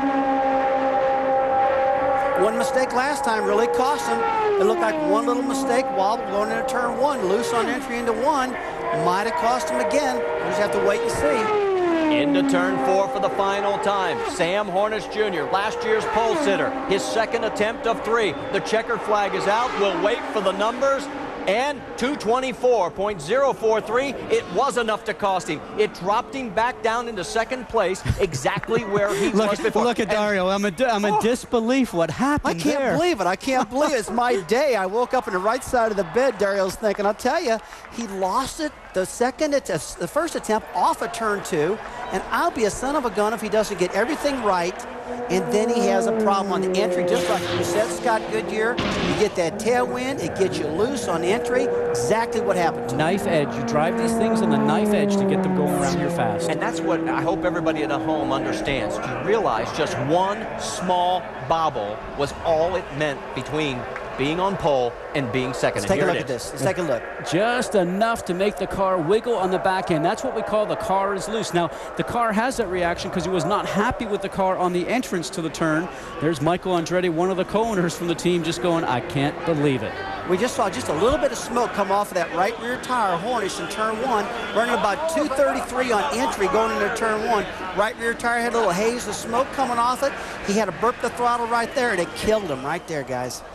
So there is Sam, disappointed again, and now he is down to one final attempt. And we are approaching the top of the hour, which means we will have just 1 hour left in pole day.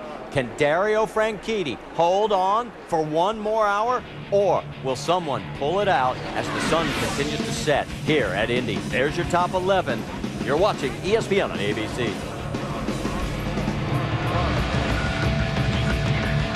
Qualifying for a place, at least I know with who I race. How fast can you run? Every May, the story starts on 16th Street. Today, the challenge that is Indy begins. The first step toward claiming one of the most coveted titles in all of sport is starting from the pole. How fast can you run? Take a look at our top 11 qualifiers today, led by Dario Franchitti. Several have taken a shot at him, but no one has been successful at moving him off the #1 position. Michael Andretti is on the bump right now. We only take the first 11 fastest today. We'll qualify another 11 tomorrow. And as you can see, there is Dario Franchitti. All 5 Andretti green cars are in the top 11 right now. In fact, I think Brianne is with the wife of Dario Franchitti, Ashley Judd. That's right, guys. Dario is nervous as can be, just watching the monitors, like still watching his watch, waiting till 6 o'clock.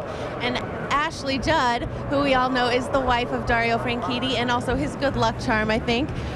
You've got to be so nervous. What's going through your mind right now? Well, for us, Indianapolis 500 qualifying is nothing if not suspenseful. There was the year Dario qualified 7th, and at the end of the day was willing to risk it, go back out, put it in 4th place. And obviously this year is very fraught with wonderful possibilities as well. It's exciting right now, provisionally, to be the pole sitter, and it's not over till it's over. There's another hour. I did feel some relief a minute ago, though, when I heard Barnhart say to someone else, to Dixon, I believe, that if it goes to Tech now to try to requalify, it's no guarantee the car will make it. I don't see any sudden thunderstorms gathering, but time will tell. It's not over until it's over, but I'm glad that the team has found that little bit of extra speed in the qualifying setup that Dario prefers. How do you keep him calm right now? Oh, that's his job. I just did some affirmations, actually. It's not my job to fix it or rescue or caretaker, please. He's got the right to have his own process on a day like this. I'm just around and breathing. We're glad to have you here. Hold on till 6 o'clock. Vince. Well, you talk about drama. Sam Hornish Jr. has certainly been in the middle of it with 2 qualification runs. First of all, the first qualification run, you had a bobble in one part of the track. The last attempt that you just made, it looked like you had a moment down there in turn 1. Tell us about the issues that you had on both of those runs. Same issue, just happened at different points in the run. I just, the first run I got a little bit wide on the entry to 1, and I couldn't get the car turned down in there. And then the second time we just got a little bit of a push, and both times ended up in about the same scenario, me, getting ready to close my eyes and, thinking we were going to be into the wall. So it's pretty risky out there. I mean, we've definitely got the speed to do it. We just can't keep the car handling right for the whole run. It's kind of like we got the car sitting on top of a pencil, and it's one end or the other is always moving around, and just can't get it right where we need to be. But I don't know. I guess second wouldn't be too bad. Would you like to make another shot at it? I don't know. I was nervous enough waiting as long as we did to go out there. I don't know if I'm going to want to try that one again, but we'll see what happens. I got to talk to the bosses and see what's going to happen. Sam Hornish Jr., Marty. For 100,000, he'll go again, I guarantee you. That is the nervous hands of Dario Franchitti. He is hoping the clock runs fast. You're watching ESPN on ABC.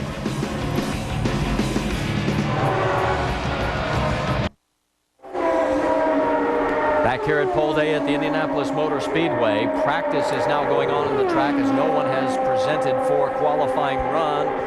You're looking at Tony Kanaan. He has just clicked off one lap at 225.8 miles an hour. That would be enough to take the pole away from his teammate. But they have said they would not do that in the Andretti Green Camp, guys, unless he was bumped off. Well, I don't know if I believe that or not, Marty. I mean, 225.8, he's really running great out there right now. Tony Kanaan is. I mean, he's got a strong run going on. We got a lot of cars that are going to be running here shortly. And I got to believe that this last 1 hour of practice from 5 o'clock to 6 o'clock is really going to pick up.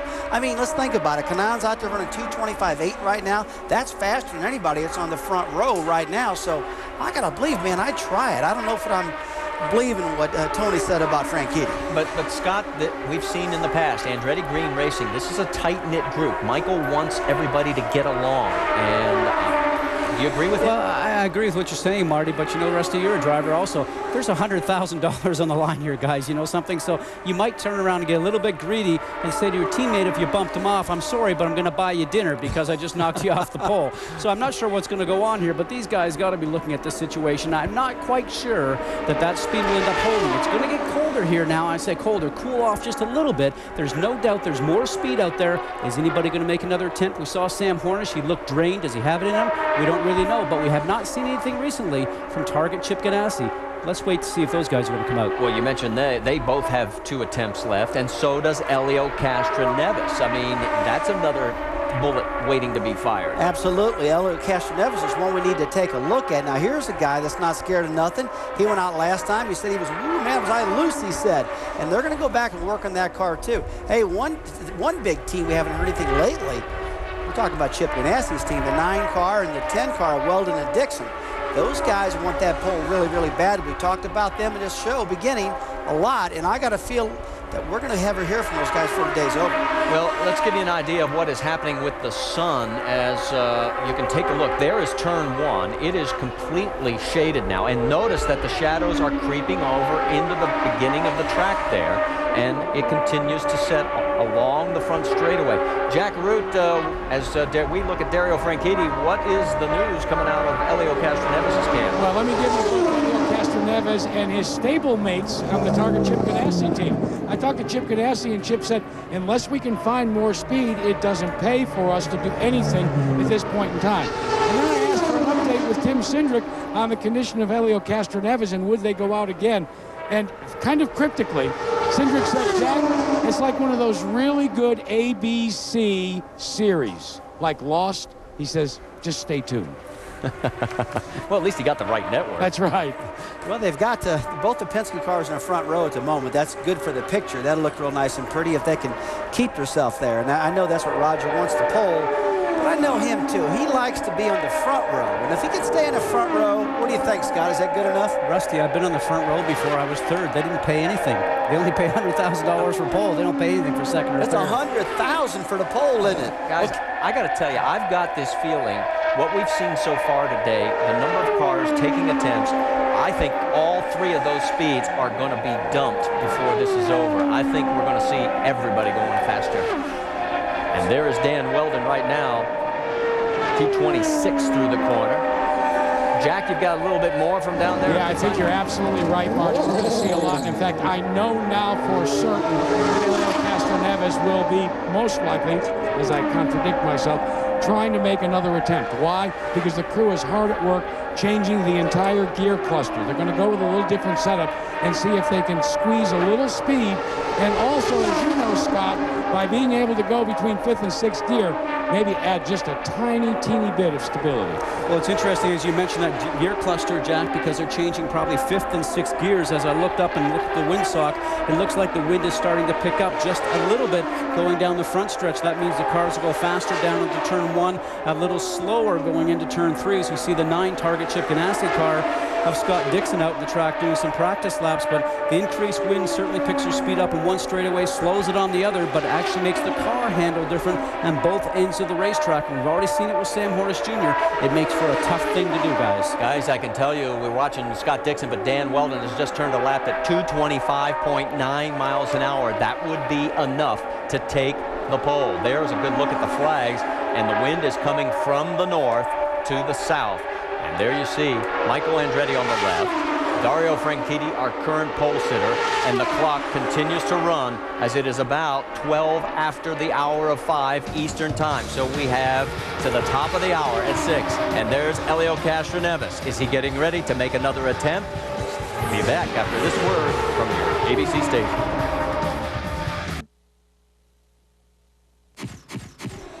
Dan Weldon, take 1.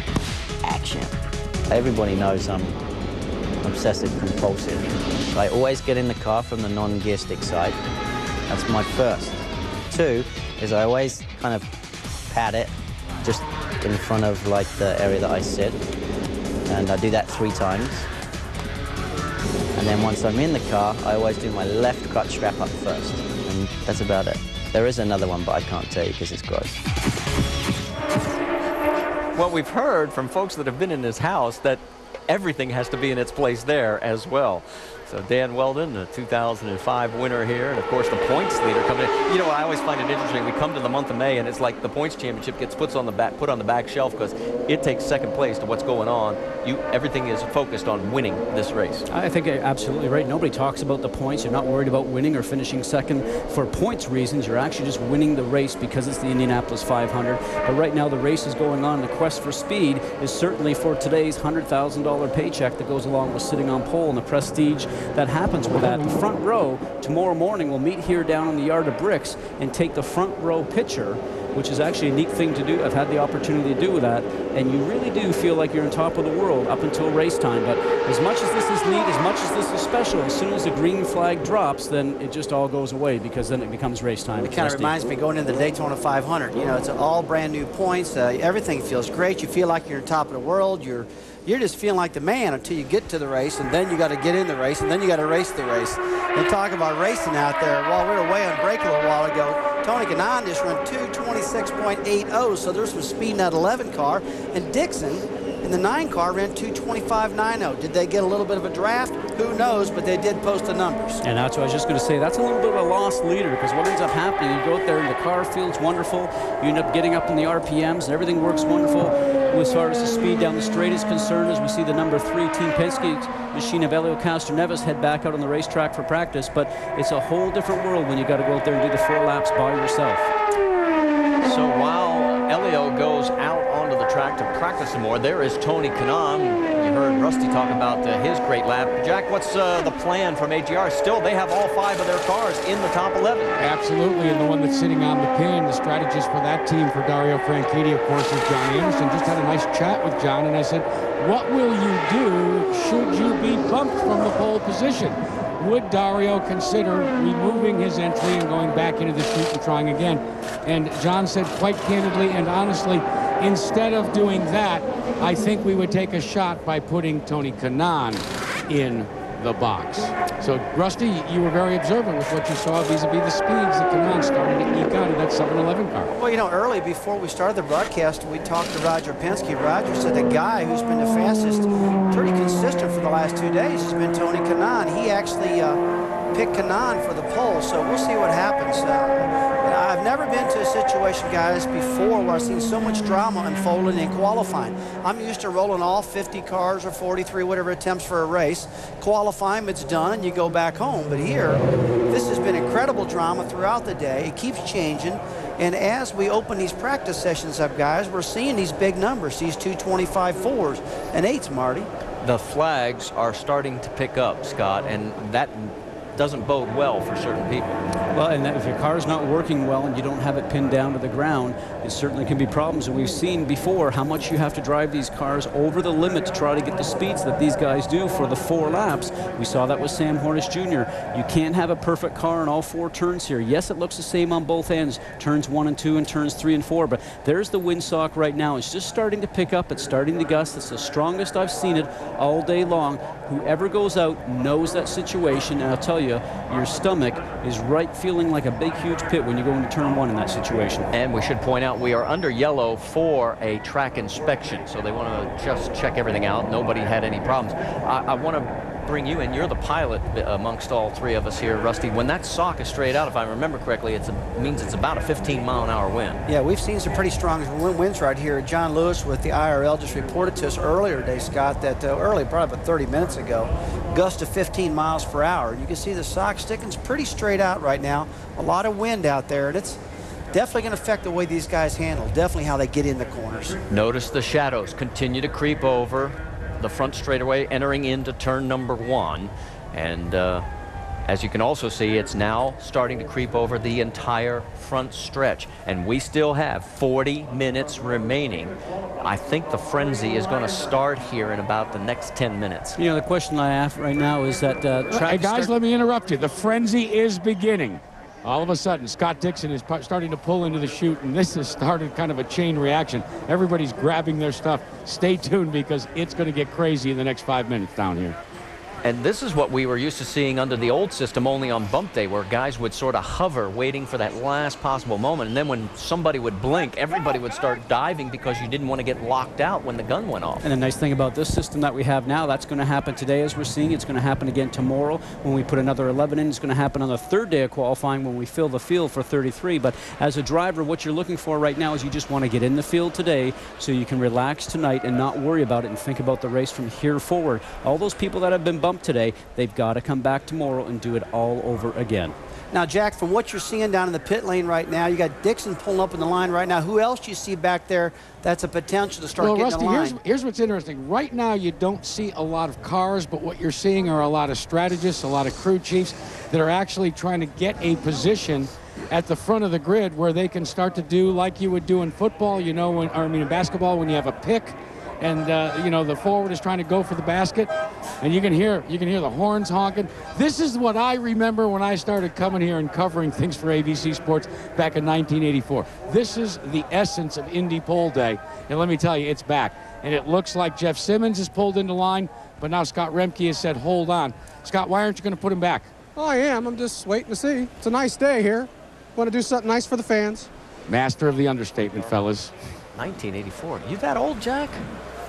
Tune in tomorrow for 2nd day of qualifying for the 91st running of the Indianapolis 500 on ESPN2 at noon and again at 5 Eastern. Don't forget, Pole Day coverage will continue on ESPN2 today at 6 p.m. And we'll have an interview, a chat with the pole sitter. Sorry, Jack, I couldn't resist. Anyway, we're waiting for the track inspection to conclude, and of course, for that man right there, Scott Dixon, to be sent out on his 2nd attempt. He has been moved down to the number 6 spot now after the efforts by Sam Hornish and Elio Castroneves. And he will be next to go out to qualify, or actually re-qualify, as he'll withdraw that earlier speed. You know, Marty, I've watched a lot of drivers last year and this year in the IRL. And, you know, Dixon, he just seems to be one of the most well-rounded drivers in this whole sport. You watch him go to Daytona last year, win the 24 Hours of Daytona. You see him run fast at Indianapolis. You see him run fast in Michigan. And you see him go on these road courses and just fly. You know, the guy is multi-talented. It would not surprise me a bit to see Scott Dixon on the pole of the 91st running of this Indianapolis 500. And guess what? His Chip Ganassi teammate, Dan Weldon, is being pushed into the tech line as well. So it looks like Team Ganassi is going to take their shot back-to-back here at Indianapolis. So you don't want to change the dial now. The moments that we have been building towards are here. You're watching ESPN on ABC.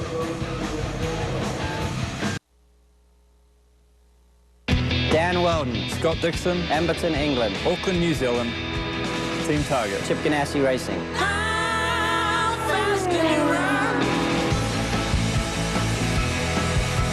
And we're about to find out how fast. Look at the line now. All of a sudden, and this is something that maybe some of the teams didn't expect. Not only are we seeing teams that are capable of going for the pole, but there is Scott Sharp. He is getting ready to take a run because he wants to bump his way back into the 11 and get locked in so he can start working full tanks. Well, Marty, you're going to start seeing it looks like a NASCAR qualifying run now. Now they're all lined up and they're going to start knocking it out because we got about 37 minutes left before this whole shebang's over. So these cats are getting all amped up. They're getting nervous. And a lot of them aren't in line that probably need to be in line yet. We talked about Dario Franchitti. Sam Hornish is getting nervous now because they don't have it in line yet. They might need it, and they're not there yet, and they might run out of time, Scott. That's a good point because he's thinking that he's going to stay up there.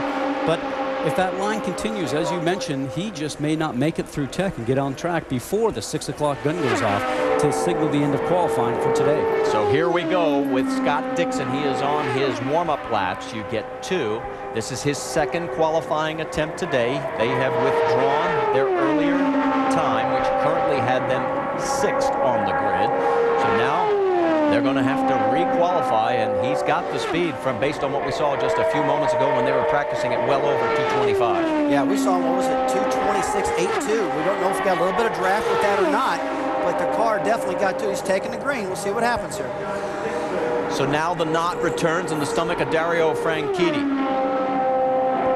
Well, there's the telltale guy, 221.8 on his warm-up lap. Remember, Hornish was 222.5 and then 222.8 on his 2 attempts on his 2 warm-up laps to be right in the range to be able to try and knock off Franchitti off of the pole. So he's going to have to see a big jump up here in his first green lap from his warm-up lap if he's going to have a shot at this. That's a pretty big number to gain, isn't it, Scott? From a 21.8 up to a 25.5 he's looking for. We're going to find out. Won't take much longer as he comes by the yard of bricks for the first time. And lap number 1, 225.159. It's good, but it's not good enough. By 4/100ths of a mile an hour. He's got to pick it up a little bit more. Nice, because he has to sustain these 4 laps. And he's got to hope that that 2nd and 3rd level out. I don't expect the 4th to be any quicker, but he needs just a little bit, and he might grab this thing. Dario Franchitti, nervous. He's got the earplugs in, so he doesn't look as confident. There's Chip Ganassi. Jack? Well, when I take a look at what's going down here, you know, as Scott Dixon is going out, one of the things that's happening is Dan Weldon is going out. And guys, keep in mind, there's some guys that are going to try and bump their way back into the top 11. But Vince, right now, for Chip Ganassi, he's not concerned about Weldon. He's concerned about the guy that's out on the track and maybe going for the pole. Well, he just lacked out the 2nd lap of a 225.32. It's looking great right now. He's got the pole at the moment. This is lap number 3. Turn 3. Still looking smooth. Didn't even bring it all the way to the wall. Through turn 4. Now as he comes down, the tracker shows that he might be just a tad behind. Here comes, and yes, he's fallen back to the 2nd spot, 225.032 miles an hour. So he's got to step on it, free the car up as much as he can. And this is where you're trying to turn the car into turn, not turn the steering wheel too much, just enough to get it through the turn and try and run it towards that outside wall. We see him leaving some space on the walls, between the car and the wall, on the exit of the turn. So we're going to have to just try and make the thing float through there without scrubbing off too much speed whatsoever to try and get this done. The tracker dips to the red. He is falling behind by 4/100ths, now 5/100ths. Is he going to be able to do it? It doesn't look like it. It looks like Dario Franchitti may have dodged another bullet. We'll wait for the official lap time and speed to come up, and it is 224.973, and Dario breathes again. Chip Ganassi goes, we missed. I'll tell you what, Dario's brain has got to be cycled out right now. I mean, he has skirted so many bullets, Marty, and Scott, it's just incredible. It has been Scott Dixon, Sam Hornish twice, and Helio Castroneves, and still it is Dario Franchitti on pole. Vince, pick it up there for us, partner. Well, Chip, you gave it a shot with Dixon. A good run, but just a shot. We had him up there. I mean, it's a great effort by the team. You know, we're on the front row there right now. We'll see what happens with the rest of these guys, but you know, we thought we were good for the front row, and like I said, anything we get more than that's a bonus, and the pole's definitely a bonus here in these conditions. And now Dan is in line as well for a shot. Dan's in line for a shot. He's got a shot too. Did you find the speed that you were looking for during the practice? Well, you know, I mean, believe me, when you're up in that 225 range, you know, speed is very elusive, and you're talking about minor changes. And you know, with the conditions, it's getting cooler a little bit now after 5 o'clock.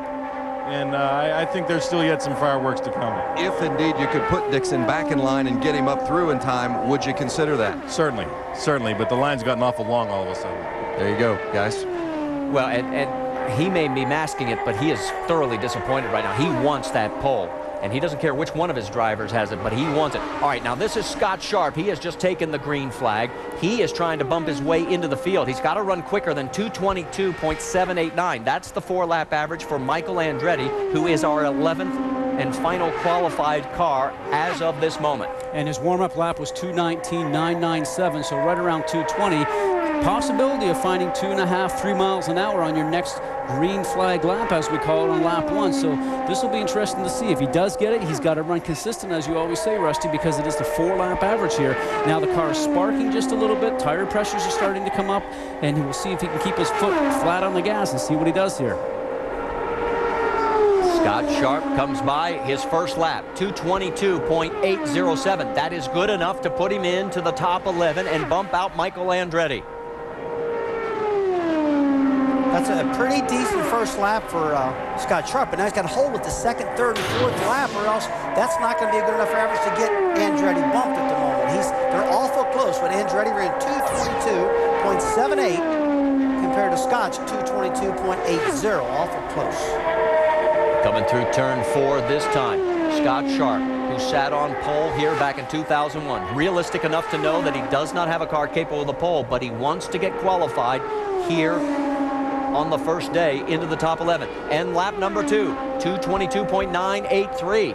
And that actually moves him into the inside position of row number 4. And Marty, he knows his speed there again because he's got the digital dash in the center of his steering wheel. And now what he's concentrating on is just getting down the straightaway, making the car up to the wall as he is and gliding through the turn, not trying to scrub off too much speed with the steering wheel, just sort of guide it in, let it come to the outside of the wall. And as you can continue to see the car sparking on the rear, just touching the ground. The car is obviously running very low. Nice lines right now, using up all the track, not scrubbing off speed. And here comes his third lap. Lap number 3, 2:22.685. That is good enough to put him in the number 11 spot. It drops off a little bit. He had been ahead of Marco Andretti. Right now he would be beside him in the 11th position, and Michael Andretti would be the big loser here, getting bumped out. So now it's up to this last lap. He cannot afford one single mistake. Keep your foot flat on the gas. You know by going down the back straightaway which way the windsock is going, how strong it is. That tells you how you're going to approach the turn and what you're going to do with your race car entering in there at about 228 miles an hour. Down the front straightaway for the final time. The checkered flag is out. We'll wait for the final lap to be recorded. It is 2:22.500. And guess what? That last lap was slow enough that he misses the top 11. Michael Andretti's back in. I don't understand it. When you come off the turn, you want to make a straight line run right down to the mark because it's only just thousandths of a second to get to the line, and he took that long run over towards the inside wall, making it longer distance from turn 4 to the finish line. What is that? The closest, shortest distance between 2 points is a straight line. Would it be because, Scott, would it be because you've been doing it the last 3 laps in a row and you're so focused that you want to do it again, or what? I don't know. Get to the finish line. He missed by 4/100ths of a mile an hour, and that was his second attempt of the day. Vince? Well, you saw Chip Ganassi grit his teeth when Scott Dixon finished his qualifying run just a little bit short. Did you leave it out there, or did you get all you could get? Yeah, no, I think we lifted a little too much. I think we could have taken maybe a little more wing off. The car was pretty good balance. It's definitely windy going into one, and we got a bit loose a couple of times, but it's so close. That's all you need is something small. It feels like it's cooling down a hair out here. The wind has picked up a little bit, though. How did those characteristics affect your run? I think being cooler is going to help the guys in line now. Maybe we should have waited a little longer, but I think we got a solid time in there. It's going to keep us, near the front. We're just going to have to wait and see what the other guys do. Hopefully they don't go too quick. Would you be interested, if time permitted, to give it another shot? I would. Already they're saying Chip's not keen on it, but yeah, I'd love to. Scott Dixon currently sitting second. All right, so his teammate Dan Weldon is in line and ready to go. You're looking into the eyes of the 2005 Indy 500 winner, and there's the man who is on point right now. You're watching ESPN on ABC.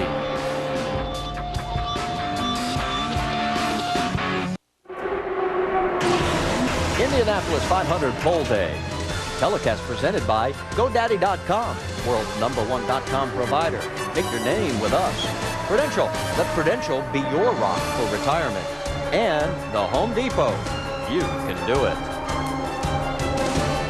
Back here at the Indianapolis Motor Speedway, Jeff Simmons is out on the track, and he is completing his second attempt. He's on the final lap, and he's going to have to really come up with a miracle if he wants to bump his way into the field. His first 3 laps were not good enough. The last one comes up, and it will leave him short. 222.437 is his average. He needed to go quicker than 222.789. So for Jeff Simmons, it looks like he will have to come back again tomorrow and try and become a second-day qualifier when we will fill positions 12 through 22.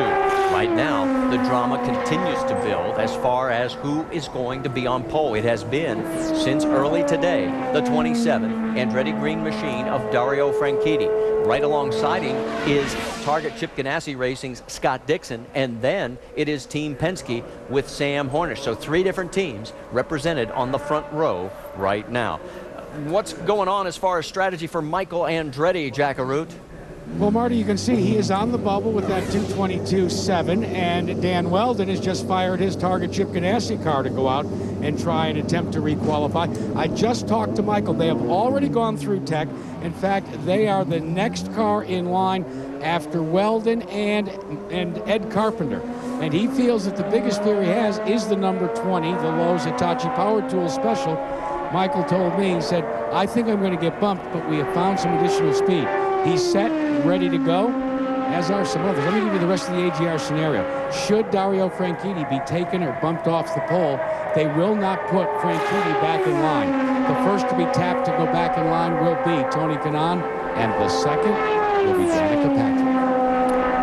So keep your station tuned right where you're at, because the drama is still going to unfold. We've got about 20 minutes remaining here at the Indianapolis Motor Speedway on pole day. And Marty, a question I asked you just a little while ago, you clarified for me. You've got a lot of guys in line down there wanting to get out there. If somebody goes out and crashes and they halt this qualifying to clean the racetrack, the clock just simply runs out, and hey, that's how it is. Where they're at is where they're going to end up. You must be presented and sent exiting from Brian Barnhart's command before the gun fires. And once you have left and started your trek out of pit lane, you are an official qualifier. Then you could go past 6 o'clock. Otherwise, it's over for the day. As we're watching Dan Weldon go around now, if you were here at the beginning of the week, you would have thought for sure it would have been in the Target Chip Ganassi 1-2, because these guys just dominated, as we say, the number 10 car of Dan Weldon take the green flag for his next attempt. These guys were on top of the world, and then slowly but surely, things started to evolve throughout this week. You can see him just rushing through the turns, driving that car as hard as he can. Dario Franchitti watching on. But Andretti Green Racing, what a difference a year makes. I mean, their oval program has stepped up over the season. We've talked about how hard they work in the wintertime, and then especially here in Indianapolis, Marty, it's amazing what a difference a year has made for the Andretti Green Racing team. It certainly has, and the warm-up lap for Dan Weldon was at 223.3 miles an hour. You can see the lap tracker right now. He is below in the red. That white line across the top is the 4-lap average of our pole sitter, Dario Franchitti. Here comes lap number 1, 2:24.668. That would only put him in the middle of row 2. That's not good enough by a long shot. And as you can see right now, going into turn 3 on our lap tracker, that's where he lost at the entry of turn 3 on the exit. Something happened going into 3, exiting, going into 4, and it really kills your straightaway speed. Well, and that's probably because of the wind, because to get the speed out of these car guys, you got to take the wing out of it. You got to make sure there's not so much drag in the car, so we start to lay the wings down. These rear wings run really in a negative angle, so what you're trying to do is trying to reduce some of that downforce the car makes from the underbody. The underneath of these cars are built like an inverted airplane wing, so the faster you go, the more grip you get just by the under tray itself. They try to regulate that by the wings themselves, and what ends up happening here, though, is because of the wind that's in turns 1 and 2, you end up with a very slippery car, and you end up scrubbing off speed through turns 1 and 2. Second lap again, 2:24.79 miles an hour. He's still in the middle of row number 2, not even close to taking the pole from Dario Franchitti. And you can see in lap traffic, he is heading south again into turns 3 and 4. Guys, we're talking about making minute changes on these cars. Very, very tiny changes, and affecting big time. In fact, a lot of the guys haven't even did anything to the car, and they're waiting for the track to cool off to get more grip to bring the speed back up for them. When you talk about those changes, Rusty, you're talking about a half a pound maybe in the tires, or maybe a half a degree wing change. And this is the sort of small changes they talk about which make a huge difference on the racetrack. Well, Dan Weldon can forget about the pole. His third lap is 2:24.6, and right now he's still stuck in the middle of row number 2. That's not where he wanted to be, not where Chip Ganassi wanted him to be. But the year that he won in 2005, he started in 16th position, so he certainly knows how to get the job done from anywhere in the first few rows to win this race. Well, I'll tell you what, qualifying is very important. Let's see what this lap is, Marty. Comes across the line, 2:24 again, so he will be in the middle of row number 2. There you see the highlighted number 10, as the 11 cars are in right now with Michael Andretti still on the bubble and Dario Franchitti sitting on pole. And nervous Dario has a couple of more minutes, in fact about 16 minutes to wait to see if he stays on pole. You're watching ESPN on ABC.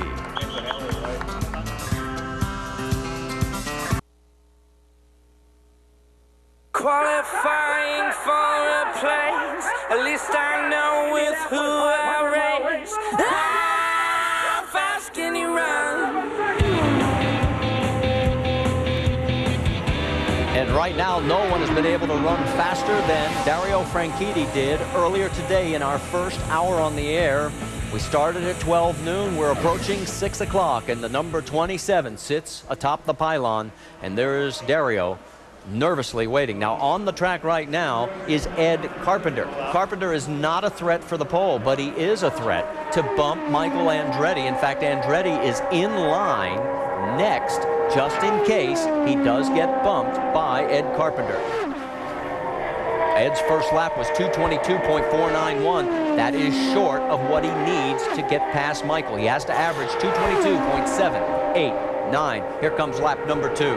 And it's important to note, as Jack Root was mentioning to us from down below, that if Carpenter does not bump out Michael Andretti, Michael just simply takes his car out of the line as we're getting awfully close to that wall as he's starting to go through the turn. Man, you got loose, Scott, that time, I'll tell you. I was riding along with him with that one. You only went up half an octave. 2:22.781 is lap number 2 as he's into turn 3 on lap 3. He's going to have to keep on climbing big time to catch Michael. Yeah, he's got to go quicker. These last 2 laps have to be well above Michael's average of 2:22.789, or it's worthless. It's 2:22.547. I don't think he's going to do it. He'd have to run a 2:23.9 in order to get out. That's Tony George, his stepfather, team owner, and of course the head of the Indy Racing League. He's looking at the watch, and I think he knows it's not going to happen today. Marty, who's the last guy in line to go out? It's looking like. Who is that? Well, it might be Helio Castroneves, depending on the clock. Right now, Ed Carpenter will be completing his run here. And Michael Andretti is going to be safe because Here comes the checkered flag. We'll see, unless the miracle comes. No, 222.791. So Michael Andretti stays in the number 11 position. There is another car getting ready to run that could potentially bump him out. It would be the 14, the A.J. Foyt entry with Darren Manning at the helm. He has not taken an attempt all day. Now there is Michael Andretti as he is pulling out of the line. Jack, what's going on down the line? Boy, this is getting really interesting. Okay, behind Helio Castroneves, sitting on the tech inspection sled, is car number 7 of Tony Kanaan. As we alluded to, should Dario Franchitti be bumped, they're going to send Kanaan off. And then directly behind Kanaan is his teammate, and that is Danica Patrick, who, regardless of where Franchitti is, wants a shot at the pole. Then we find the 55 of Kosuke Matsura, then Marco Andretti, and Ryan Briscoe is now pulled into the queue as well, fellas. So this is going to be a case of who will be the last one rolling when the gun goes off. Let's go to Vince. Well, with Dan Weldon now, and Dan, you gave it a run. What separated you from being able to get the spot you were seeking? We've lacked a little bit of speed all day today. I don't think there's any rhyme or reason why. It's just, no, we've not been particularly quick. So I'd say it's unfortunate, but like I say, it's I think more unfortunate for everybody at Target Chip Ganassi Racing. They work very hard, and you know, for me especially, I would love to get pole here one day. As I'm going to have to come back to do that. But the important thing is the race. So we'll look forward to that, and I promise you I'll have a good race car. How would you explain to someone that's maybe not familiar with all the ins and outs in racing how you can be so quick during the week and be a dominant team on the speed chart during the week, and then come qualifying day you can't quite find it? Well, if I knew that, I wouldn't be slow qualifying days. That was a silly question. Well, I've asked those before. Did you want to get back in? You had just had a conversation with Chip here, and I just don't think there's any time to get through the line before 6 o'clock. So, no, it's unfortunate, but I've won this race from 16th on the grid before, so I think I'm 5th right now. I'm sure I'm going to drop a couple, but we'll work on that in the race. And you did pick up a spot in the positioning in the qualifying with that last qualifying run. Dan Weldon. Thanks, Vince. And he dipped into the area I wanted to ask you about, Scott. People at home are wondering, wait a minute, this guy's fastest on the charts for 2 days, his teammates fastest on the other 2, and neither one of them on pole. Why? You sometimes wonder if some of the other teams are holding back just a little bit and showing all their cards before you get to what we call Fast Friday. And yesterday we saw a lot of people running fast times, but there again, as we talked about many times, Rusty, it's just sort of like a swirl pot out there because there's just so many people out there running around on the racetrack. Is it a loss leader? Do you really get a speed on your dash and you put up on the board that really is not really indicative of what you can do when you drive by yourself? And as we watch right now, the 14 car of Darren Manning out here driving aboard the A.J. Foyt entry, you know, this is a situation for him. He's not really been out much practicing today. Not a shot at the front row, but, you know, he's just trying to bump himself into the field. Well, and this is going to be something to watch because his practice today was all of 6 laps. His fastest this morning was 2:21.9, which is well off of what he needs to run. And you can see right now on lap tracker, he's getting awfully close to going into red. Now that's the bubble line of the 39 of Michael Andretti. He's got to run better than Michael's average of 222.789, and we'll get an idea here, and he's already into negative numbers. We had a good entry into turn 1 and through 1 and 2 and 3/4 away down the back straightaway. And as you can see, it starts going away going into turn 3. 222.350, not enough for him to bump Michael Andretti, and Michael has already taken his car. They're heading back to the garage. So if Manning can somehow find the speed, Michael's going to be a second-day qualifier. There is A.J. Foyt celebrating his 50th year here at Indianapolis. We've got exactly 10 minutes of practice left right now. 222.35. Scott, I just don't think he's going to pick up enough to grab a 222.78 that Michael Andretti's posted. And he certainly won't have enough time to get back through the line because there's going to be no time for that. And his teammate car has not been out much today. The return of Al Unser Jr. has come along to join this team, and it's actually an opportunity for Unser Jr. to get back into the Indianapolis 500 and appropriate with a car number 50 to recognize the 50th year that A.J. Foyt is here at the Speedway. You see the tracker coming out of 2, he was above, but here we go into the win, into turns 3 and 4. He's closer this time. That lap 2 was quicker. Can he get it quicker in lap number 3? And there is Helio Castroneves in the upper right. He is next to go out, and he is definitely a threat, because notice as he comes down the front straightaway, look at all the shadow now across the front straightaway. Here is lap number 3 at 2:22.819, and that is still not quite enough for him to bump Michael Andretti. Boy, he is getting awful close, Scott, flirting with Andretti, though, don't you think? Well, he's getting close to the wall, which means that he's really pushing the car to the limit and using up all the space that he can to try and keep the car free-flowing through the turns. But this will be the telltale right now. It's not impossible, but it's going to be very, very close. Heading into turn number 4 for the final time, Darren Manning, who just dazzled everybody for the team and all of us back at home at St. Petersburg. Here comes the checkered flag, and will it be good enough? The lap is 2:22.654, and the answer is no. The team will have to come back tomorrow and try again. Well, don't go away right now, Marty, because I'm telling you, Castroneves is the guy that can grab this pole if anybody does. He ran a 2:24.98 earlier in the day. Here he goes out. The track is cool. It's overcast, Scott. Perfect conditions. Mr. Excitement, as he's known right now, so he's done this sort of thing before. He knows what's asked of him right now. He knows what he needs to do. Oh, you know, if anybody's going to dig deep and get really excited and hang it out, it's going to be him. Earlier when he ran, look, he was loose. Now the track is cooler. This track might have came right back to him. Said he was holding on for dear life. And we've talked about this. It's just the minor changes that they make. Was it a quarter pound or a half pound of tire pressure, a small adjustment on the wing, a small adjustment on the toe of these cars, just to make them go through the corner just a little bit easier so you don't have to scrub the speed off. But the thing that we've seen is you can't drive it too much over the knife edge, because that's when the car ends up getting loose and costing you time. So it'll be interesting to see if they've made the right adjustments for Helio to go out there and get on pole. By my calculation, roughly 6.5 minutes remaining.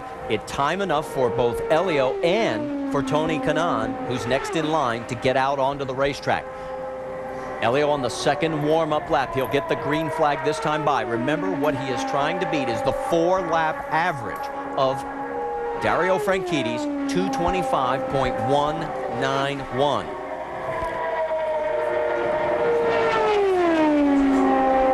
Castroneves coming down to take the green flag this time by. Celebrated his birthday just earlier this week. Oh, now look at this, guys. 2:24.1 as far as a warm-up lap is concerned, and that is a big speed. That is crazy fast. That is by far the fastest warm-up lap we've seen of the entire day. And look at that thing. It is climbing like mad. Like I've always said all day long, make a big power down that back straightaway. Jackaroo, you've got more? Well, fellas, remember, this is the team that changed that gear cluster, specifically that 5th and 6th gear to make compensation for the increase in wind. And Scott and Rusty, as you've talked about, the changes in the track temperature. It seems to have paid off, at least on this first lap. So far, the first lap, 2:25.920. That is good enough to take the pole. Flirting with 2:26. We saw it coming, Scott. Incredible lap. And look at this. The entry into turn 1 higher yet. He leaving turn 2 and still climbing. Big speed down the back straightaway as he's going into turn 3. Okay, conditions are right, and just before he went out, we sat here and talked about it between us. You know, would they send out Kanaan if Franchitti was still on pole? But I think we found the answer right now. They have no choice. Kanaan will probably be the last one being able to run. He will take a shot at Castroneves if Castroneves can keep the speed up. Castroneves has got to do it 2 times again, because the second lap is coming in, and he's second right now. And it's 2:25.652. That is good enough. And look at lap tracker. He is holding station and gaining again, just like we've seen a lot of cars down in through 1 and 2, but he's not losing as much through 3 and 4 as some of the other teams. And like Scott just said, he's watching his dashboard. He knows exactly the mile per hour he's running. He knows what's going on. He's like going, oh yeah, I got it. Don't screw up. Don't mess up off of 2. Don't mess up going into 3. Don't overdrive 1. He's talking to himself right now. Helio Castroneves sat on pole here in 2003. He finished second in that race to Gilles de Ferran. Right now, he comes by for the conclusion of lap 3. The speed as he crosses the stripe, 2:25.825. And unless he makes a major mistake, Dario Franchitti is going to get bumped off the pole by Helio Castroneves. Guys, I can tell you the heart rate right now is about 180 beats a minute for a guy that's very fit and trains each and every day. He just wants to get this done. You know something, this is going to be a situation where he'll want to jump out and climb on the fence, but they won't allow him, guys. Now, do you think Tony Kanan's going to go and try to bump him off? What do you think? Is it going to happen? Absolutely, absolutely, and there is going to be enough time. Here we go. Helio Castroneves coming through, turn 4 for the final time. Does he give Dario Franchitti a Malox moment right here at Indianapolis? The answer is yes. 225.870 on the final lap. 225.817 is his 4-lap average. Somebody's going to have to post a big number to beat that, because, I mean, we have pushed this thing right up to 5:55, 4 minutes left to go. Penske played his cards perfectly again, and Castroneves, Scott, you know him like I know him. This guy was definitely amped up for this last run. And it's not only the driver, it's also the engineers that made the right message on that car. So Helio Castroneves begins his trek towards celebration as he heads into pit lane.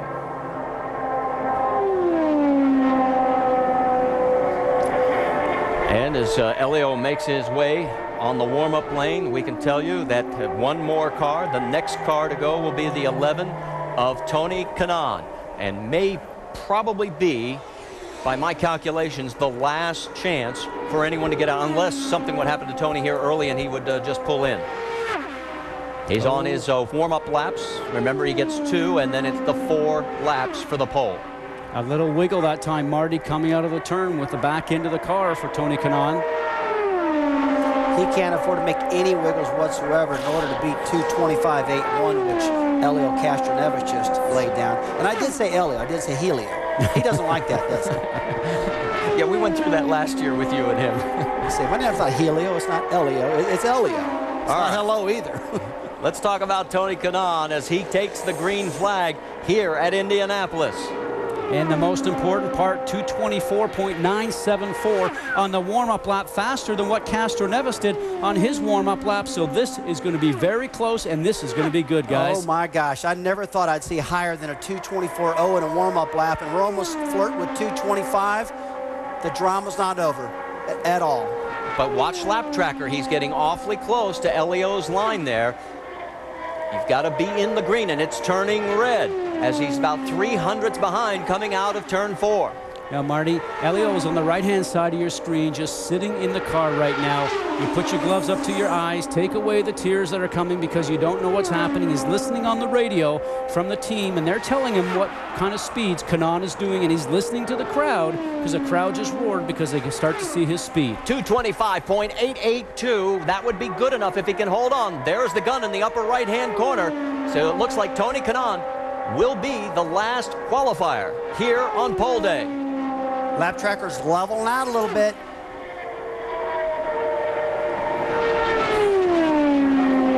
Coming out of 4. Here comes lap number 2. The gun's still in hand. Second lap, 225.996. He is ahead of Helio Castroneves. Okay, one thing. The gun just went off, so this is the final attempt. He's either going to be on pole or it will be Helio Castroneves. Scotty's proved one thing to us. I've been watching the last 2 laps. The Exeter turn 4 is where he's really picking it up. Off of turn 4, he's feeling that tailwind down the front straightaway, folks. The wind is coming out of the north, blowing to the south, and giving these guys a big run down the front straightaway. You saw Danica Patrick get out of her car. She was next in line. She wanted a shot. She's not going to get it. Helio refuses to get out because he wants to know whether he's got the pole or whether it's his old former Indy Lights racing teammate, Tony Kanaan. And right now, 225.794, a little bit slower, but still well good enough for Andretti Green Racing and Tony Kanaan to take the pole. Scott, right between turn 3 and 4 is where it turns red, just a little bit. As soon as he leaves turn 4, he starts picking the speed right back up again. As soon as that tailwind gets behind the car coming out of 4, that certainly assists the speed itself. But look at the lines, guys, so smooth. Just a KG veteran. He said earlier, just about a week ago, he said, you know something, this has been the best start of the season for me since 2004. This is going to be so Keep an eye on close. it. It's going to be close. The lap tracker is right there. The lap comes in. 225.358. He slowed down on the last lap, and Castroneves has taken the pole. Unbelievable. That is so tight. Unbelievable. By less than 1/10 of a mile an hour. It was Tony Kanaan slipping back to second on the last lap, and Team Penske picks up another pole, the second in his career for Helio Castroneves. Look at the disappointment for Dario Franchitti. He thought that Tony Kanaan would do it. For those of you who are watching on ABC, tune over to ESPN2 as pole day coverage will continue. Tonight, NBA playoffs continue with Game 3 of the Western Conference Finals. Suns versus the Spurs. Coverage begins at 8 Eastern right here on ABC. Coming up next, it's ABC's World News or your local news, except on the West Coast. Helio Castroneves is your pole sitter. We'll see you over on ESPN2. Otherwise, so long for now.